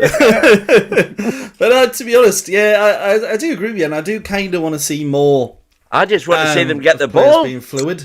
I want them to pass the ball to the wingers. And let's see what the wingers can do. And if Anthony Gordon's having a stinker, can't beat a man, then change him. Get a new winger on. Similarly, Madueke, although Madueke for the couple of chances he's had. To be fair to Gordon, we haven't played down that side of the pitch much at all. Most of the players been down the right, so I don't know how you many. Can't really call him out when the ball isn't going to him. So no, I'm not calling him out. I don't know how many. Let's have a look here. How many touches has he had? Just said before, mate. He's had 9. 9 touches. That's it. Half the amount of the Croatian goalkeeper, effectively. Got a couple of questions in from Don Karemi. Can I ask the lads, would you take Kane in a swap for Voltamada? I would take your hand off, send him out there myself. I'll pay for the flight, and that's nothing against Voltamada. Harry Kane's just that good, in my opinion. I think the only caveat to that is his age, isn't it? So I'd still do it for a few seasons. Give me one season. He guarantees you Europe, I think. And then also in with the same question: is Kane now having a better career than Alan Shearer, lads? Which is, to be fair, it's a big question, but I would say if you count his Bundesliga medal, yes, he is. You got to count it, yeah. Other than that, no, he's not. See, for me, if he comes back and he wins the Premier League, I think he takes it, yeah. But so many years in the Premier League, Spurs bottled it. On a few occasions when they were up there, 3-time Golden Boot winner, and he's done it all in football except win that Premier League, and obviously Shearer has. But we're getting back into it. I'm Croatia to kick off. Hopefully Super Mac can get back in and join us more because I can hear you, mate, but I can't see you. Camera's knackered. I've tried all half time, can't do anything about it. But if I'm going to be watching the footy, you're not going to be able to see my face anyway. I'll still be able to talk. That's lovely stuff. We are anyway, mate, to be honest. That's by popular demand. I've got all of those messages from everybody. Private messages again, man. Why disable your camera? Lovely stuff. Well, good to have you back, buddy. Hopefully you weren't there for the whole half time, and I just took you off the screen, so I do apologise for that. But England, as you can hear, playing it sideways and backwards. It's in midfield at the moment. But again, England just not really looking to push the ball forward too much in the first couple of minutes of this first half. O'Reilly. Again, why? Just give him the ball, man. It is backwards a lot, but again, this is what Croatia did in the build-up of their second. I said literally 10 seconds before the pass was played, they needed to play a killer ball. Maybe England will get the same. It's out to Anthony Gordon. That's 10 touches now. It is backwards again though. Let's see if they switch the play on the right-hand side. Into James, into Anderson, first time ball in behind. Ball. There we go. You see, first time ball. Run it. Madueke took the centre back away, and Bellingham scores. Get it! England. As soon as you pass the ball forward, we score. To be fair, they did create the space really well there from a little, just manoeuvring the play left to right, and then it went forward. If you do that in the first instance, it doesn't go forward. They create the space there. Look at Madueke, runs into the box, draws the centre-back away. Bellingham runs out from the right-hand side, puts it in the bottom left corner. Brilliant finish from the Real Madrid man. It has to be said, it's the first thing he's done in the game, but England now lead by 3-2. Great start to the second half. Poor goalkeeper, mind you. Where the fuck was his good position goal. there? It's a very good goal. No, right in the corner. This goal. What was the keeper's position here, though? I agree on the position. Yeah, he's too focused on not letting it go in the near post. Yeah, but I think if he'd been any further over, the near post would have been easy. But I'm saying if he'd been any further across, he'd have been bloody on the corner flag. He's miles out of position there. Doesn't matter. We'll agree to differ. I just think it was the fact that somebody had the bottle to just hit the ball forward. Yeah, definitely. I agree. I don't mind playing a bit of sideways and back. England have got the ball high up here. It's Bellingham again. He takes a shot. It's a good save. I don't know if it is a good save, actually, but it is a save by Lejakovic. It just kind of hits him in the stomach, to be honest. Bellingham doing a Bruno there, getting the crowd going. Doing his Bruno thing. Yeah, to be honest, at the keeper's near post, he probably had to go towards the right-hand side. Keeper's favouring his left a little bit. But heat at the moment, straight at the keeper in England, have another corner. Have you seen the BBC now? We're doing all the XG and everything. If you go on the team lineup, you can just click on the players and it gives you all the details on them. Well, the match check XG is 1.5 for England and 0.4 for Croatia. No, the BBC whips it in, back post! Get it! Has he missed? How'd he miss that? Nico O'Reilly has missed from in the 6-yard box. And it's a bit of a howler. I will add, if it goes on target, it's probably blocked. That's a goal. If it is on target, it's probably blocked, I would say. I don't know. But it's the angle's tight, but he has to do better. He has to do better. Maybe if he didn't have the sideshow Bob haircut, he might have scored. Get that man a barber. Unlucky there. England's probably their best chance of the game outside the penalty, that one, actually. Yeah. Should be 4-2. But England's starting to create chances now, and that's... And Tuchel is getting a bit animated now. I think he'd have got animated at half time. He'd have been furious to let that goal in with the last kick of the first half. And they look like they've come out with a bit of a rocket up their backside, which they needed. Yeah. We've lost Michael for a minute there, so Croatia have got a bit of a chance here, haven't they? Heading forward.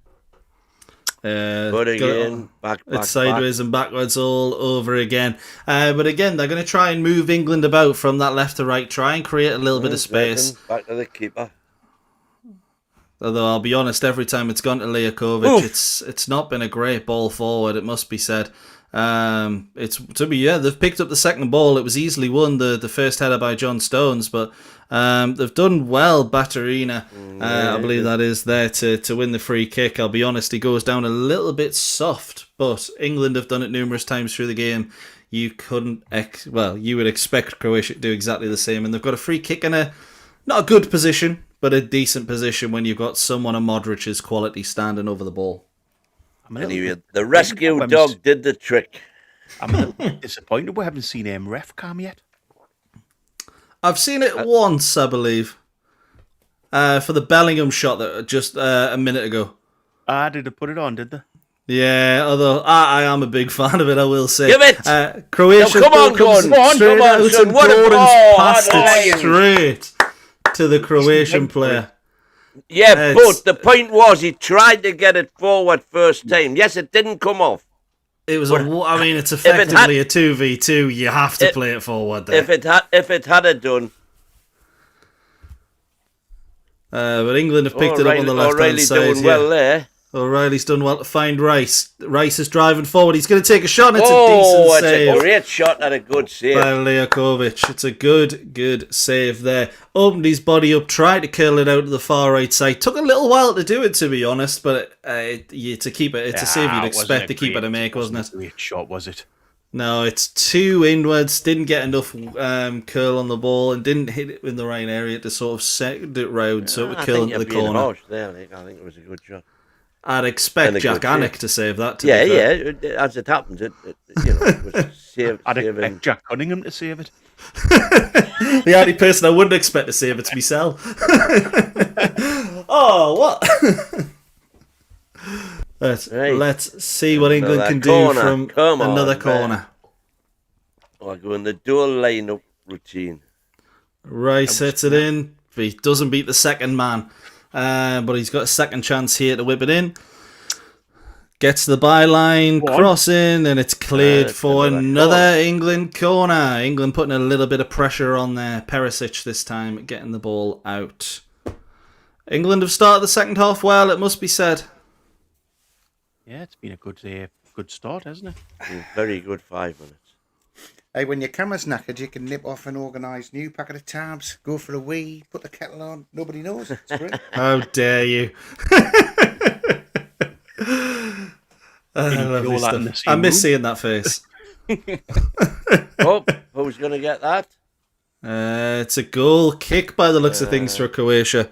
Dick Turpin, the referee. According to the name on the back of his shirt. It was. Right decision, no. Yeah, right decision by the referee there. Modric in on Madueke. Madueke got the last touch. And it's a Croatia goal kick. Will they take it short? Will they go sideways and backwards? No, Leakovic hoofs it forward.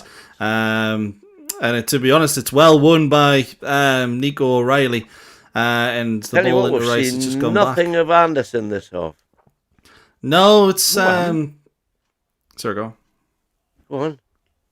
Oh. England just sort of take playing it forward. Sideways, no, take it forward. There's not a lot of... not a lot of emphasis here. I'm just remembering it was Anderson's brilliant first-time ball that put Bellingham in for the third goal. You are right, yeah. So we've seen a little bit. He's got an assist. Oh, excellent. It was the only real touch he's had, but it's had a massive impact. Harry Kane's dropped deep here. He's done well to ride that challenge and drive into midfield. Sends it out wide in front of Madueke. That's what you want to see. Ball's in front of the player. And he's trying to play it just in front of Reece James, who was inverting. All right. It's good to see Reece James up there. Yeah, England have yet another corner. Dominance in the second half so far by the Three Lions. Hopefully we get more of that in the second half. Celebrating 3 goals against Croatia isn't what I expected, but I will say those 2 that we've conceded, we've been sloppy at times. But let's see what England can do with their 3rd or 4th corner of this second half. Let's see. It's going to be Declan Rice to take. Whipped in, first header's won. It's a great save. Reece James on the follow, but it's cleared. A series of brilliant saves there. O'Reilly gets the first header. And another Anthony Gordon with the second, and then Reece James can't follow. He does follow up actually. A triple save there from Leakovic, and England couldn't sort their legs out. And who's the last one? Reece James. It's another corner for England, although the referee is making them hold on. Assume there's a VAR check. Penalty. Could be for the corner, couldn't it? Because you can overturn corners now. That's true, yeah. Could be for the corner. Nope, looks like the corner's going to be taken. Referees gave a signal, blows his whistle. I think he just needed he just needed an extra second or 2 for him to personally go over to Gordon and say, "How the fuck did he miss that?" Rice whips it in towards the back post. Cleared by a good punch there by Leakovic, it must be said.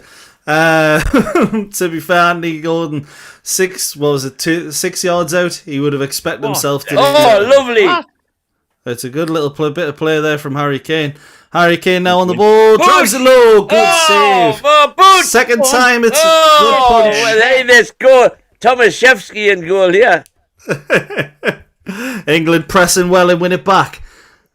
Whipped in. Harry Kane to the back post. Man. It's just across the ball. Couldn't get a clear contact on it.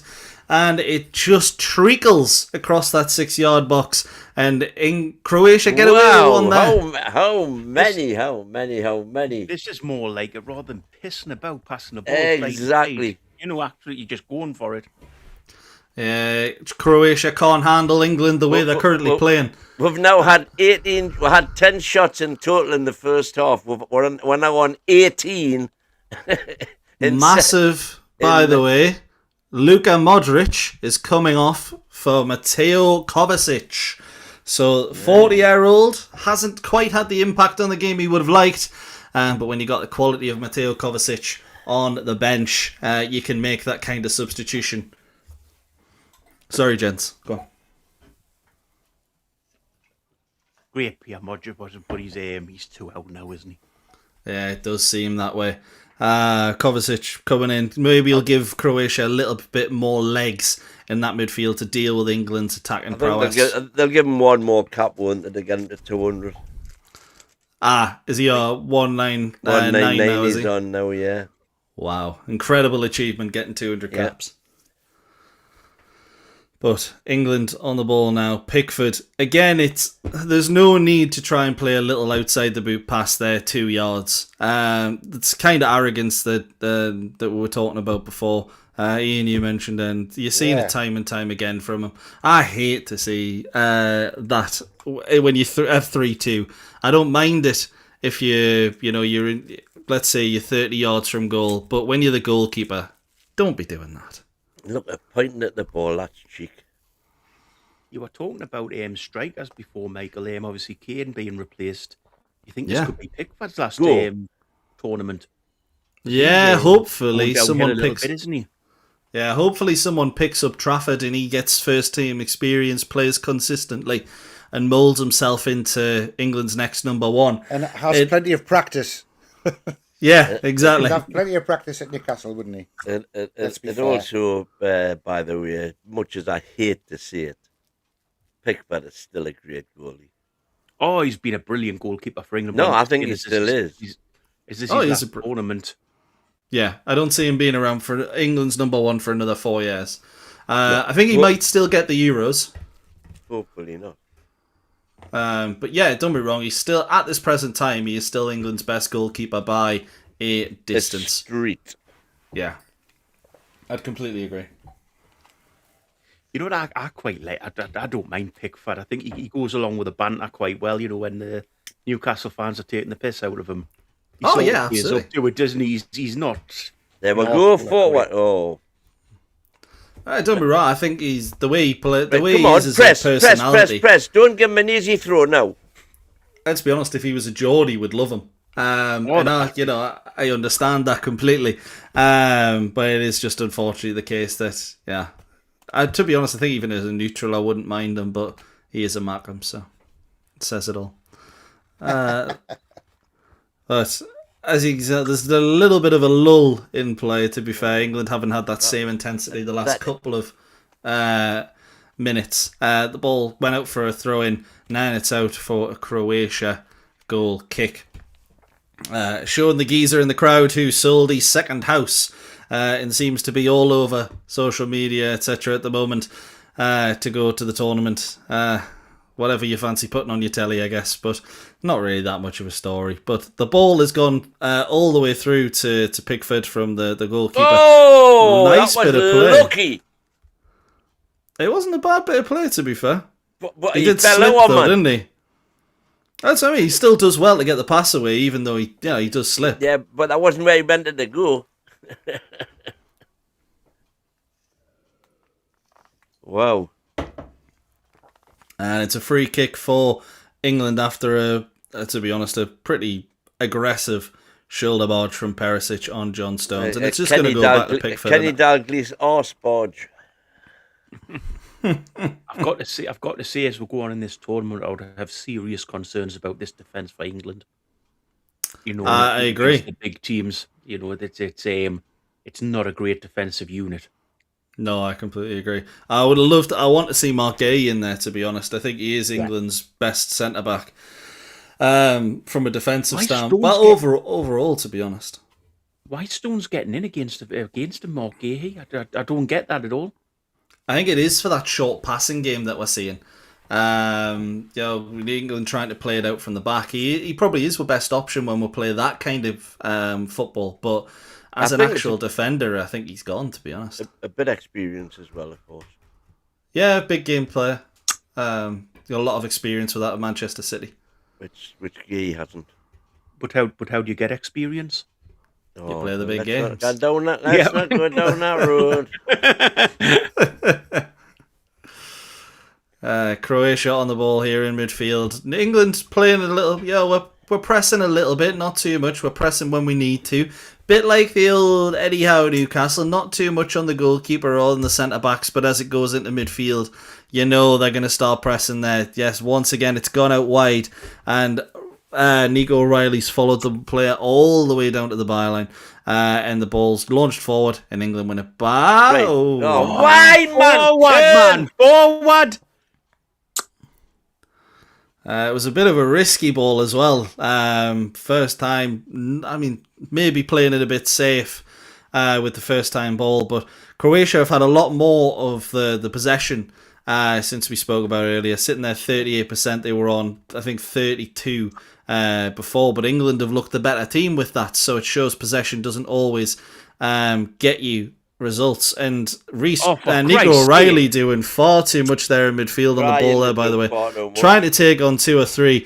It's come out wide. There's a little bit of a touch, and it's going to be a Croatia corner by the looks of things. Goal kick, that one. I thought it was, but it looks like it should be a goal kick. So I guess VAR will give it as a goal kick. It is a goal kick. Yeah, it's been given as a goal kick. I think they originally gave it as a corner, and it's overturned all. Yeah. But England will have the chance to play it out once again. Then it's Konsa into. Now come on, pass it forward. Reece James into midfield. Oh, Lovely one-touch play there, but Kane was offside, so Bellingham's had to move backwards. It's a bit of a strange coming together in the midfield there. Buys a free kick. Yeah, Anderson's bought himself a free kick Bruno there.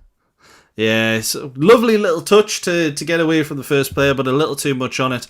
And Kovacic gets the ball, to be honest. Free kick? It wasn't? Yeah, it shouldn't have been a free kick. Typical Bruno Guimaraes style for Newcastle fans who watch him obviously regularly. There's a reason Bruno gets the most free kicks, and Anderson gets quite a few himself, as you can tell. I wonder if he's learned a thing or two. He must have, yeah. Let's see, in Bruno's shadow at the time, but you can always learn something from those ahead of you. England take a short free kick, by the way, and just playing it sort of around the centre of midfield. It's backwards again. It's a poor pass from Bellingham, to be honest. Puts England under a little bit of pressure that didn't really need to be. But and again. Andy Gordon's done a little bit of he's done well. Gets the byline. There's no one to cross it into, though, and he's going to have to take on his man and lose the ball. Took 2 to beat him. And it also went out for a throw, and we thought he did really well to keep a hold of it, but apparently not. Pasalic looks like he's going to be coming on for Croatia. Jordan Henderson high-stepping down the wing there. Vuskovic and Musa are coming off for Mario Pasalic and Mantovic. This is a little bit sad, but they've actually changed the substitute board for this game. The one that the referee holds up to see a sure for the sponsor. Oh, instead of because I had the American name, didn't they? It was the American Velcro or something. Ian, what was it? What was the board on? Reduxo or something like that. Reduxer. It was something like that. Yeah. Just shows you how sad I am noticing stuff like that. No. Hey, it's a keen eye. I didn't notice it.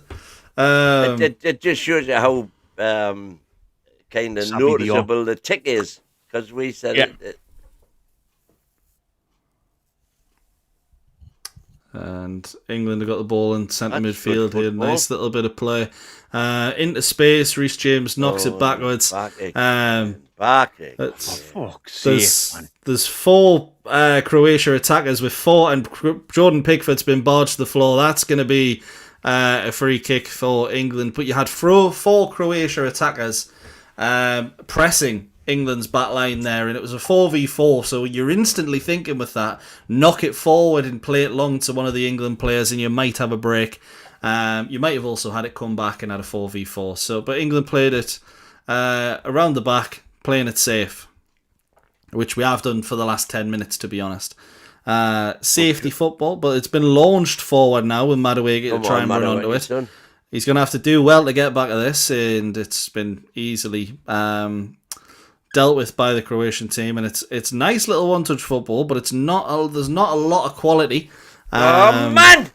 And it's passed backwards there to from John Stones to Jordan Pickford. Again, England just slowing the game down there. Rice into Stones, into O'Reilly, into Gordon. Gordon turns his man, passes it sideways, and Rice just sends it backwards once again. England just trying to control the tempo of the game here. Not really what you want to. Yeah, not really what you want to see from England with 23 minutes left to play, plus stoppages. We are probably going to get a hydration break soon, because that usually pops up around this time. And I would suspect that on the hydration break we might see Rodgers, Rashford, and Saka. Potential triple substitution for England with those warming up. But England have got it on the right-hand side here. And it's launched into Kane. Hits it first time, but it's a block. And to be honest, it's a pretty comfortable block. But Bellingham does well to get a slide tackle in, and the ball is out for a Croatia throw-in. And there is the hydration break, and Morgan Rodgers is getting stripped. A couple of players are, so it does look like it's going to be at the very least a double substitution. England have slowed things down in the last 10 minutes. Not really what you want to see, lads, is it? No, not what I want to see at all. It's not as interesting to watch, Michael, but we are ahead and we're controlling the game if we've got the ball. So you'll see our possession stats go up. That's what Man City have won titles on, just hanging on to the ball. Oh, I can definitely see why we've done it, but I don't think this England team is particularly good at doing it, if I'm completely honest. I completely agree. You've seen teams win trophies by doing this kind of play, and I don't mind it if you've got quality on the ball, but it's for what I'm seeing with England is what I'm seeing with Newcastle, of struggling to play a 5-yard pass and then playing in our own half consistently. Yeah. Well, to be fair, if Morgan Rodgers, Saka, and who was the other one?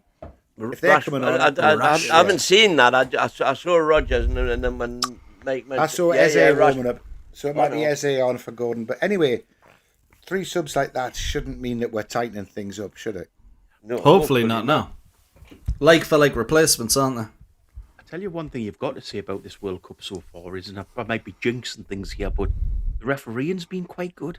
There hasn't been any, I agree. Stupid decisions, and I think in this game I don't even think there's been a yellow card yet, has there? But he's kept control of the game quite well and just kept it flowing.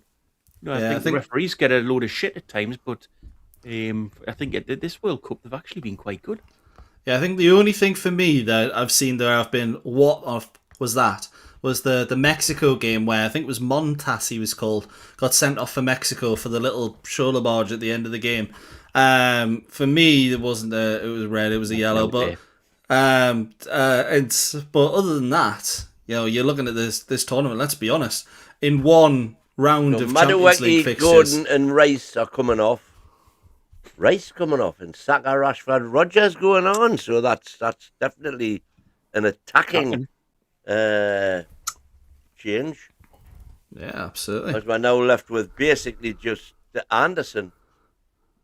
I was going to say, very interesting that Anderson's the one to stay on and Rice is the one to playing go. like 4-1. Yeah, but you're 4-1, 4-1. You could bring Riley alongside Anderson and just play 3 at the back. Potentially, yeah. Because they're not all over us, are they? Do you know what I mean? It's not like there's 2 tricky wingers pushing us back all of the time. Overlapping wing backs, it's just not happening. Rice hasn't had a great game either, to be honest, so I'm not all too surprised to see him come off there. The England account has just confirmed the subs there, so let me get that up. Yes, it's Rice, Gordon and Madueke off, and Rodgers, Rashford and Saka on, as Wynne was saying. So what I think you'll actually see is I think you'll see Bellingham drop deeper alongside Anderson. Rodgers goes into the 10, and then it's just 2 replacements of the wingers. But you do also have the opportunity with O'Reilly there, as Ian's saying. I think they're going 4-1-4-1. I'm saying, do you think you'd be excited as a Barca fan? In fact, there's Harry Kane. There's Harry Kane up top now. I think if you're a Barcelona fan, you're trying to forget the fact that Gordon started this game. Yeah, it does look like Jude Bellingham's dropped back a little bit, but he's not working hard at all. There's Croatia are breaking forward. And this is the worry when you take Rice out and leave one midfielder in, of course. Yeah, you're absolutely right, and I'm not encouraged by the tracking back I saw there from Bellingham at all. It must be said, if he is sitting deeper with Anderson, we're going to need a bit more movement there. Maybe it is a 4-1-4-1, as you're saying. And that's the reason why he wasn't busting a gut to get back there. But Croatia on the break there looked pretty dangerous for me. And it was dangerous because England... Sorry, go on. Does Tuchel have his own backroom staff for England? Is it all his team of coaches and stuff? Or is it coaches that have been around the England squad? I think he'll have one with him anyway. Yeah, he might. I think he may have made a couple of changes, but Anthony Barry's in there, and I'm pretty sure he was there with Southgate as well. But England breaking forward here now into the box, and it's Morgan Rogers on the ball, but it's just it's pretty easily cleared by Croatia. But they're playing it out from the back, and they've done a good job of it as well, passing it through.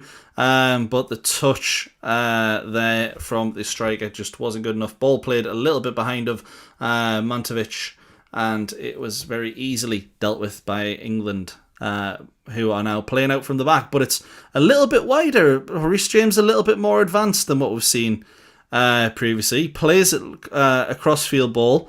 It's not really a great one, but it's not dealt well by the fullback. Go on! Rashford couldn't get there. Harry Kane closing his man down. A great tackle there from, I believe it was Jude Bellingham. Yeah. So I mentioned before, he wasn't bursting a gut to try back. He was bursting a gut to get a tackle in there. And that's what you want to see in that position. And again, you see the ball forward, you chance a ball forward, this is what can happen. By the way, Anthony Barry, who previously worked with Tuchel at Chelsea and Bayern Munich. Okay then. So he wasn't in the setup before. The goalkeeping coach Enrique Elario worked with him at Chelsea. So he's his own setup. It will be, yeah. Nicholas Meyer, performance coach, a long-time Tuchel collaborator who previously worked alongside the manager at PSG and Bayern Munich. So he's brought his own team in. Yeah, apart from Justin Cochran, who's come from Brentford. Oh, wow. Anthony Barry the name rang a bell, which is the only reason I thought he was still in the Southgate setup. But I guess Graham Jones, etc., were all in there with Southgate as well. And then but it's a big move now for Croatia on the edge of the box. They've hit a shot. It's Pickford saves out of the edge of the box. Bellingham gets ahead of the defender, and England to get a chance to clear. But it out towards Rashford. Ball, man. It's in the hands of Jordan Pickford. Tried to play it out towards Marcus Rashford, but the defender Sutualo got in there first. Unfortunately for Croatia, his clearance went straight into the hands of Jordan Pickford. And England are going to try and play out from the back again, which isn't great when it's currently a 4v4 in the central areas. But that does mean the space out wide, and it's gone out wide to Nico O'Reilly, then into Rashford, who plays it backwards. Not what you want to see. John Stones on the ball now. Anderson almost playing that role in between. They're almost playing a sweeper, to be honest, in between those two centre backs at times. And Saka tries to turn on the ball on the right hand side and plays it out of play. Absolutely ludicrous decision, that, to be honest, when he's on the touchline. Lovely turn. Lovely turn by the Croatia number 20, I believe, which will be Jordan Pickford saying, "Calm down, but I tell you what, he spilled that." Yeah, it wasn't it has deflected, but he's got enough time on it. I think the spin actually maybe doesn't help. But you'd be thinking with the time that he would have had, probably should have done a little bit better there. But he's completely right. England need to calm things down. Ball's just gone long into Harry Kane there, and he's not been able to hold it up. There's not enough around him, really, and it has to be said, Saka and Rashford, I think they've lost the ball every time they've touched it so far. Croatia on the ball now. Not much going on, playing around the 30-35 yard pot. England have 10 men behind the ball. And again, we're letting them play. Good ball out wide.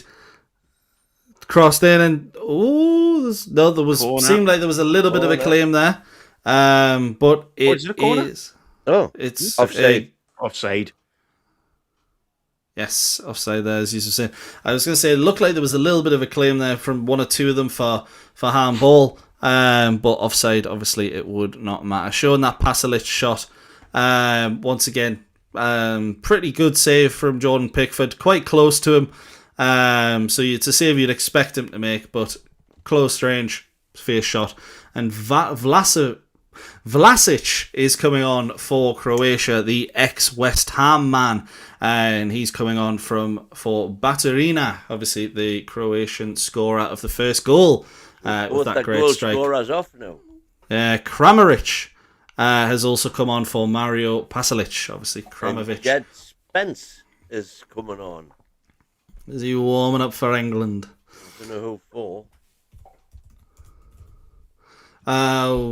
Who's slowed down a little bit? I would maybe say Nico O'Reilly, because our options at left back. One, yeah.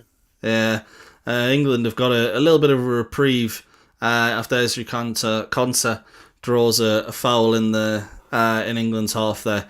12 minutes left to play here, but England are inviting pressure on. Jude Bellingham actually is the player who's going to be coming off.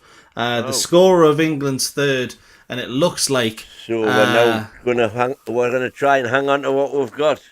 It's going to be, as Ian says, I believe, with Nico O'Reilly moving into central midfield, and Jed Spence with his headgear moving out wide. Interesting, with the exception of Harry Kane, all the goal scorers have been taken off. It's Reece James moving centre midfield, by the way, actually. And Jed Spence is going on to his preferred right side. And Nico O'Reilly stays on the left. Watching Bellingham's goal back there, I thought it was a good hit at first, but it looked a little bit scuffed.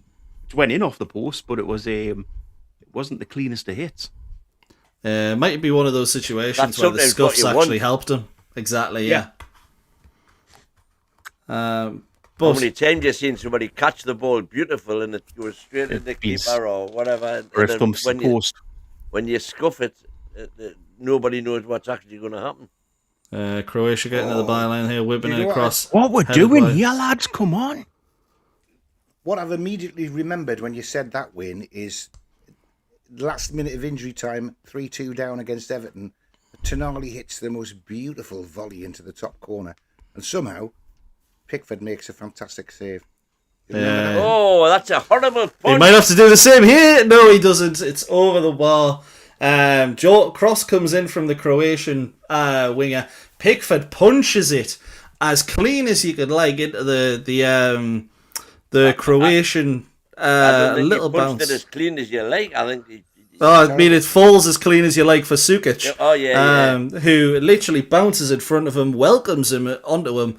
And thankfully, The half volley is cleared. Man, what are you doing? England are playing themselves into trouble here. Once again, John Stones, under the slightest bit of pressure, just kicks the ball off of the Croatian player. And England have got lucky there. It's gone out for their own throw-in. And they're going to continue trying to play out from the back.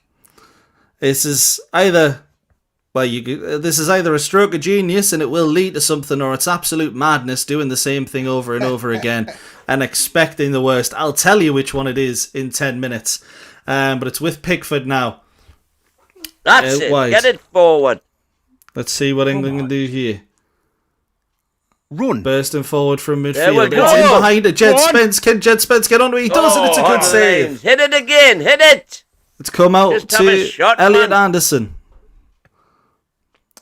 Controls it out wide to Rashford. Hasn't really done much since he's come on. First time ball to O'Reilly. Back to Stones. And Anderson. England just holding on to the up ball. Up the wing. Here. Go. Rashford's got a chance to run at the fullback. Oh, it's a good tackle. It's a good tackle from Pasalic. Go on. And it's an even better tackle from Reece James. Oh, I thought it was at least. In centre midfield, Reece James getting the ball there, but must have gone through the defender. And Croatia have another chance to get forward, and they're going to welcome it. It's going down this left-hand side with Perisic. We had 6 up front then. They took it quickly, just couldn't really do too much with it. Taking too long. It was a great run by Jed Spence to start that move and get right on the end of it. Yeah, to be honest, that's what the energy brings, it must be said. And I'm not saying, obviously, Livramento or Hall wouldn't offer that, but he does offer that in abundance. Jed Spence, a little bit of energy. Croatia have got the ball in the centre of the park here. There's about 5 players. England have got 10 men behind the ball. We're going to wait to see who ends up delivering a crossing. Stanisic on the right-hand side here with, I believe, Vlasic. It's going to be, again, it's just sideways, really, for Croatia.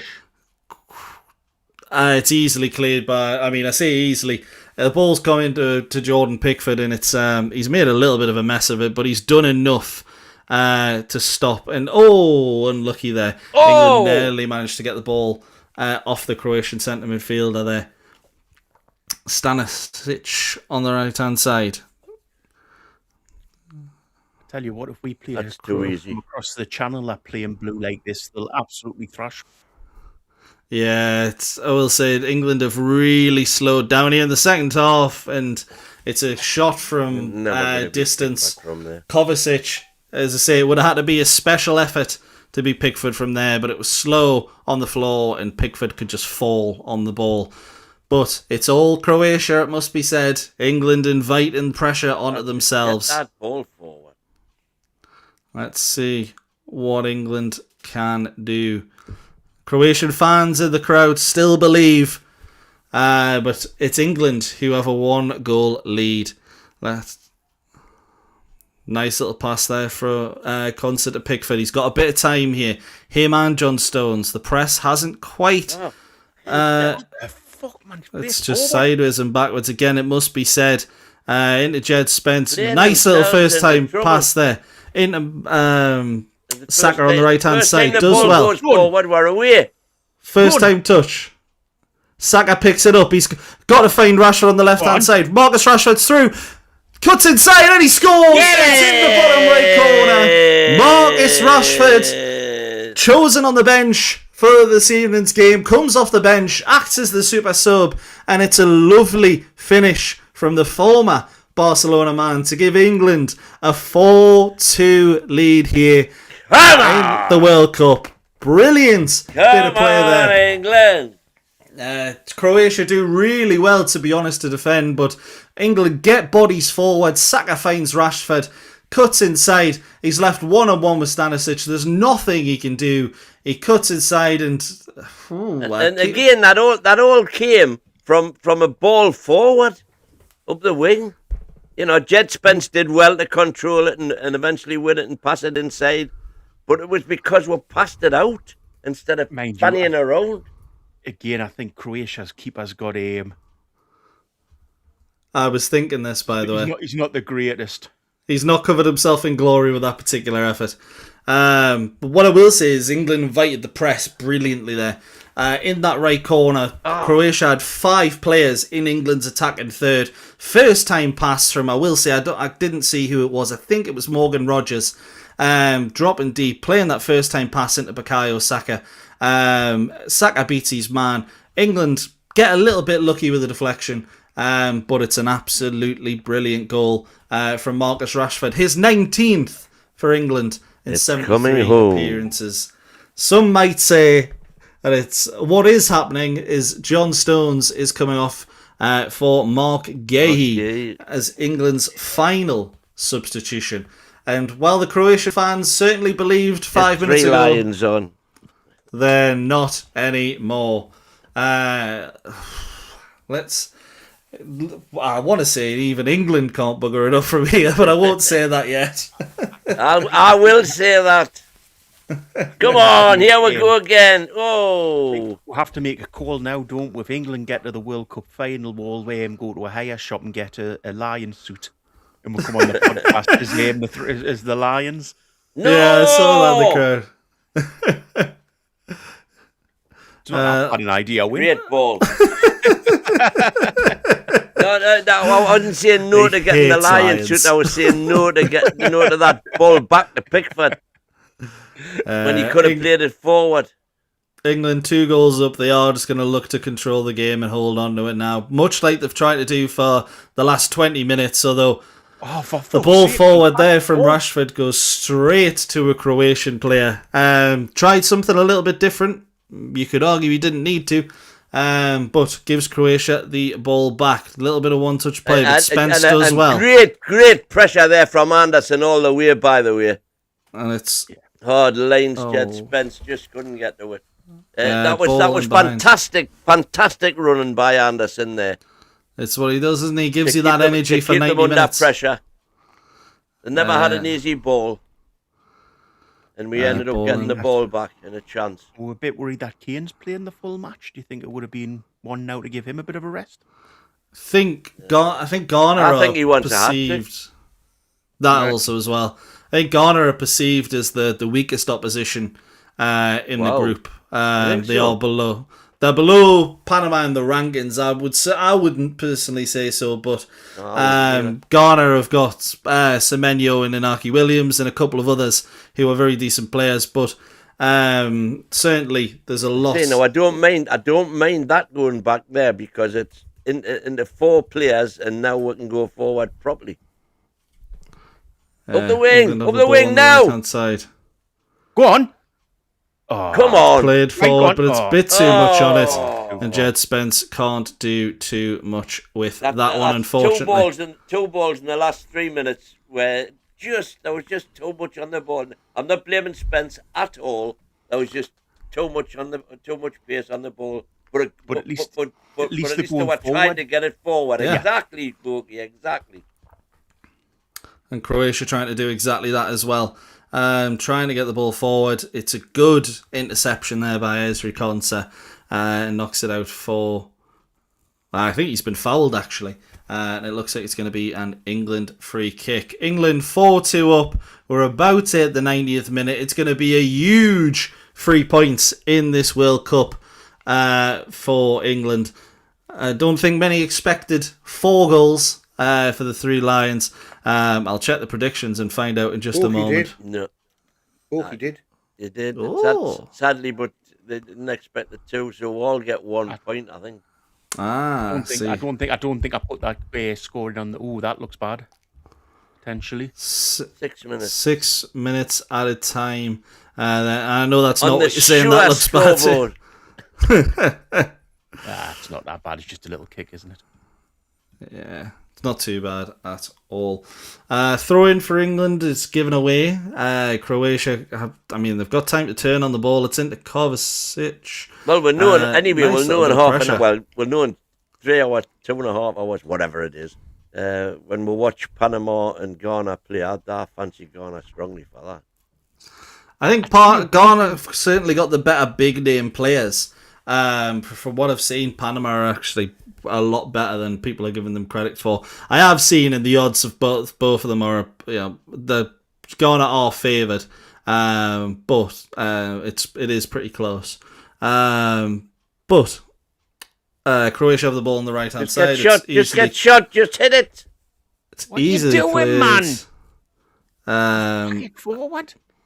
And it's between Anderson and Gay, just playing it in between. Played. Very well played. Again, though, England are just holding on to it in their own but third. they're playing themselves And into trouble now again. There, when they didn't need to, they could have went the opposite side.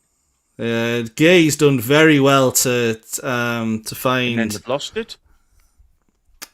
Yeah. Gay did very well to find Morgan Rogers, but unfortunately, when you look at Morgan Rogers as a target man, you know that's that's where you're going wrong. Working his socks off He is indeed. in the 91st minute and still making actually it's a foul, but it doesn't matter. He's still closing down, isn't he? Took one for the team. I tell you one thing that is strange about this World Cup, it's the times of games, isn't it? You're used to the games being a pretty standard time, sort of, the same time each day. The bloody all over the place because of the different times and obviously the different time zones across Americas, yeah. Yeah. But I tell you what, Bogey, this morning, because of my age, I had to get up at 5 o'clock to go to the loo. So you had a match to watch. So I watched Austria-Jordan. What a really good game that was. It kicked off at 5 o'clock in the morning. I don't think anyone expected to say that. I mean, to be fair to Ian, he could be sitting on the loo now, so... I think he has been for the last 45 minutes. No, come on. What's the little place do you think I live in where there's a laptop sat up next to the loo? You not got a laptop in your lowly? No. You're joking? No. I've got a HD television, but, and of course a very advanced That's all you need. system. Smart TV and a tablet. There you And go. a video recording system, but I haven't got any laptop. Yeah, all I've got in my bathroom is bubble bath and shampoo. I imagine Ian in some sort of like Georgian mansion. Oh. With all posh furniture. Really? Just yeah. If you don't, I'll be very, very disappointed. Well, I have got a very, very, very, very posh 3-piece suite, which I got off my mum. I inherited off my mum, but everything else before that, Bulky, was out of Facebook Marketplace. I'm a recycler. Oh. Free stuff. I love the free stuff. What type of sofa you got? Is it a Chesterfield or something like that? I don't know. I can't remember. I would be able to go and look, but it's all it's they've all got plugs. They've all got plugs, so the fronts and the backs and everything go up and down. And very posh. Fancy. I know it is. It is. There's a corner here for Croatia, by the way. 2 minutes left of the game. He's left the pitch, that fella. Pulisic had to go all the way beyond the sponsor boards, and it's fell actually kindly it fell really kindly to Gvardiol, but a nice block there from England, the England centre-back. And England can break here. It's a great chance going forward, and Rashford's lost out. Lovely little bit of play there between Rashford and Saka, and it's Harry Kane, by the way, getting the block in the 94th minute for England. Very well played by Harry Kane there. Hits him in the midsection as well. To his knee there. Oh my word! Oh, that could be a problem. I think he looks okay. We're still carrying on, so it can't be that bad. But he is getting them. He's moving a little gingerly. But England have won a free kick from some good work from Morgan Rogers. And let's see if the Three Lions can add a fifth in the 6th minute of injury time. Wazza in there with another super chat. Thank you very much, buddy. And I think he says, I think Ian lives in a Georgian dungeon, to be fair. And to be fair, Georgian dungeons probably would look a little bit better if they had Marketplace. I've joined Ian in the bathroom. Oh, England. Oh! What are you doing in here, Win? Get out. Gentlemen, it's not that kind of stream. No. We're good members only for this. I had to go into I tell you what, catalog. their age, Michael, it could be quite a big stream of fame. We're in the bathroom together. They'll be here when the Panama game ends. Try to remember who was playing that. The ball has ended at the feet, in the hands of Jordan Pickford, and it's ended the first game of England's World Cup, and it's finished. England 4, Croatia 2, and it's been a decent performance from the Three Lions, but the result, I don't think anyone can argue, is fantastic. I think in the group stages, performance doesn't really matter, does it? It's just about getting the results. Yeah, well, I prefer to watch a 4-2 than the 1-0 I was predicting, though, Bogey, to be fair. Yeah, although, definitely. We don't look very secure at the back. Pickford. Yeah, that's a big worry. I don't know why Pickford is like this sort of person with no sense of humour who tries to be sarcastic and take the mick all of the time. Just never works. Yeah. You're absolutely spot on with that, to be fair. But just to go through, obviously England have got won 4-2 against Croatia. The other game in Group L, Ghana versus Panama, kicks off in a couple of hours. Gents, are you staying up to watch that one? I probably won't. But I'm taking great heart from the fact that England winning 4-2 in a World Cup match is a fantastic omen for the rest of the competition. Yeah. Luckily, there's nobody on the pitch, though, Ian. Monkey spot him in there, by the way. I'm foaming. Michael never called Croatia crook once. I won't be calling them right anytime soon, the old Crook team from over there. But I don't think I actually messed up once, which just a bit of preparation. I'm not asking for a bouquet of flowers and an award, by the way, don't worry. But seems a warm up against Croatia. I've done it again. Costa Rica. The warm up against New Zealand worked well for the Three Lions. The warm up for in Costa Rica worked out pretty nicely for me as well. Professional performance, all in all. Maybe not defensively. Positives from that game. What are we thinking? 4 goals. You can never complain about scoring 4 goals in a game, can you? No, absolutely not. Good result. Good result. Great result. Never looked like we were in sort of any bother. We were never behind in the game, were we? So no. The rub of the green look wise with that retaken penalty, which yeah, I don't know. That was lucky. We never get that, do we? Really, normally. Yeah, that encroachment.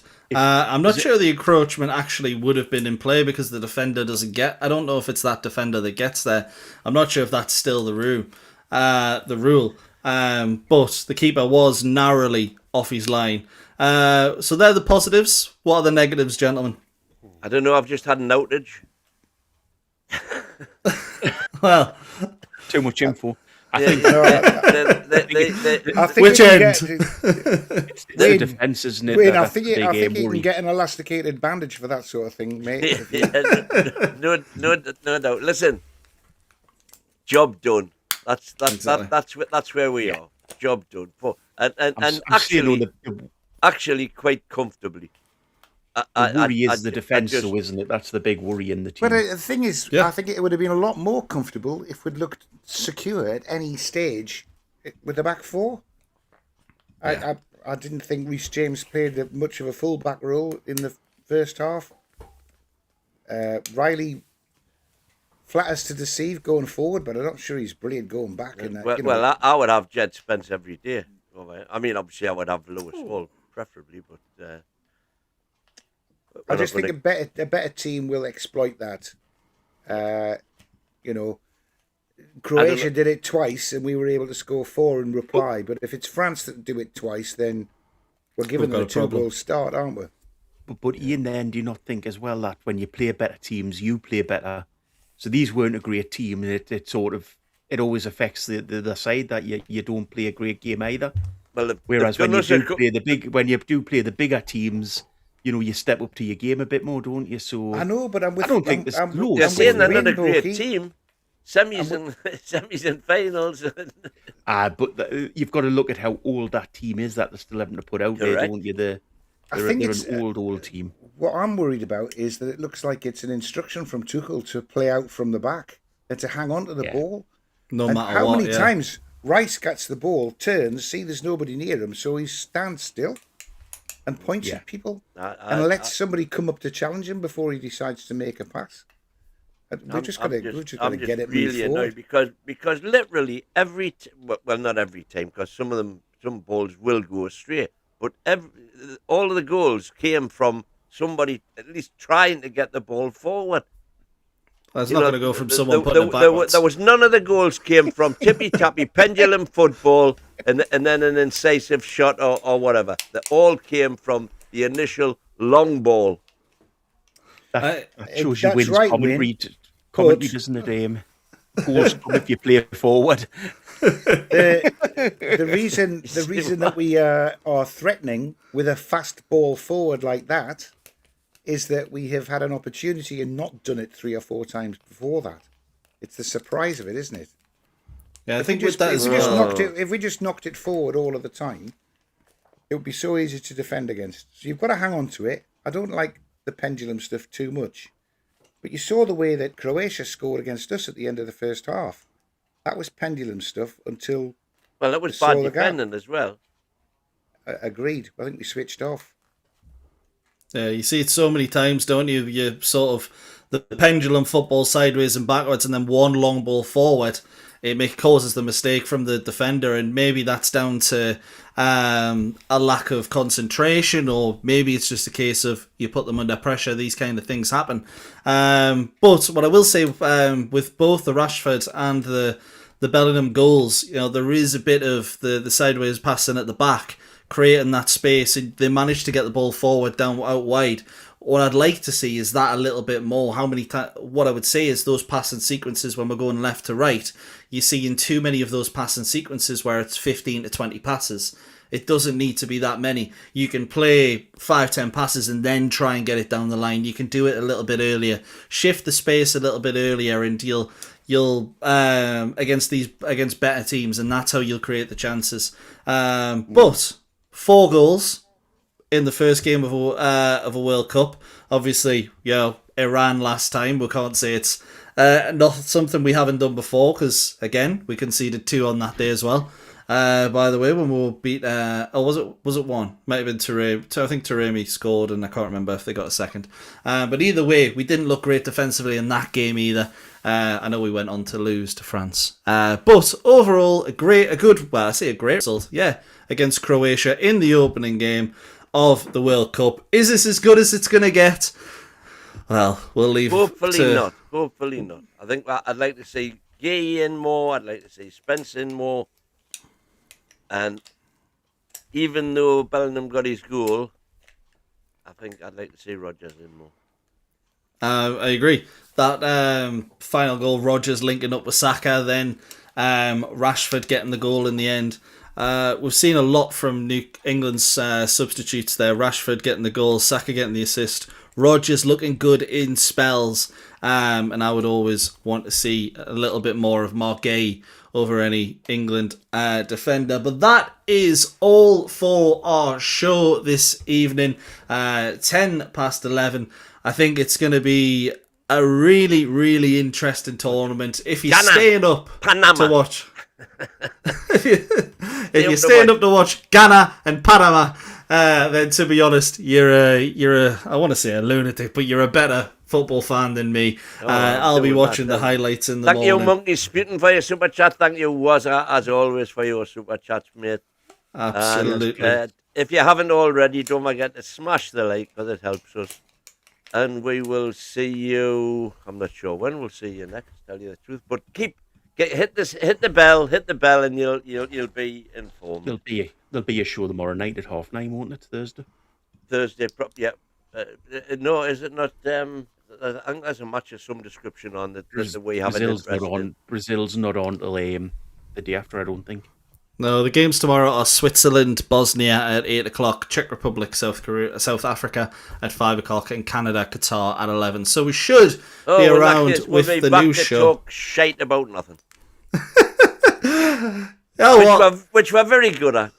Yeah, you know, I'm going to leave it at that. Talk shite about nothing. England have won. Happy days. We'll see you next time. We're the lads. Come on, Come on, England. It's coming home.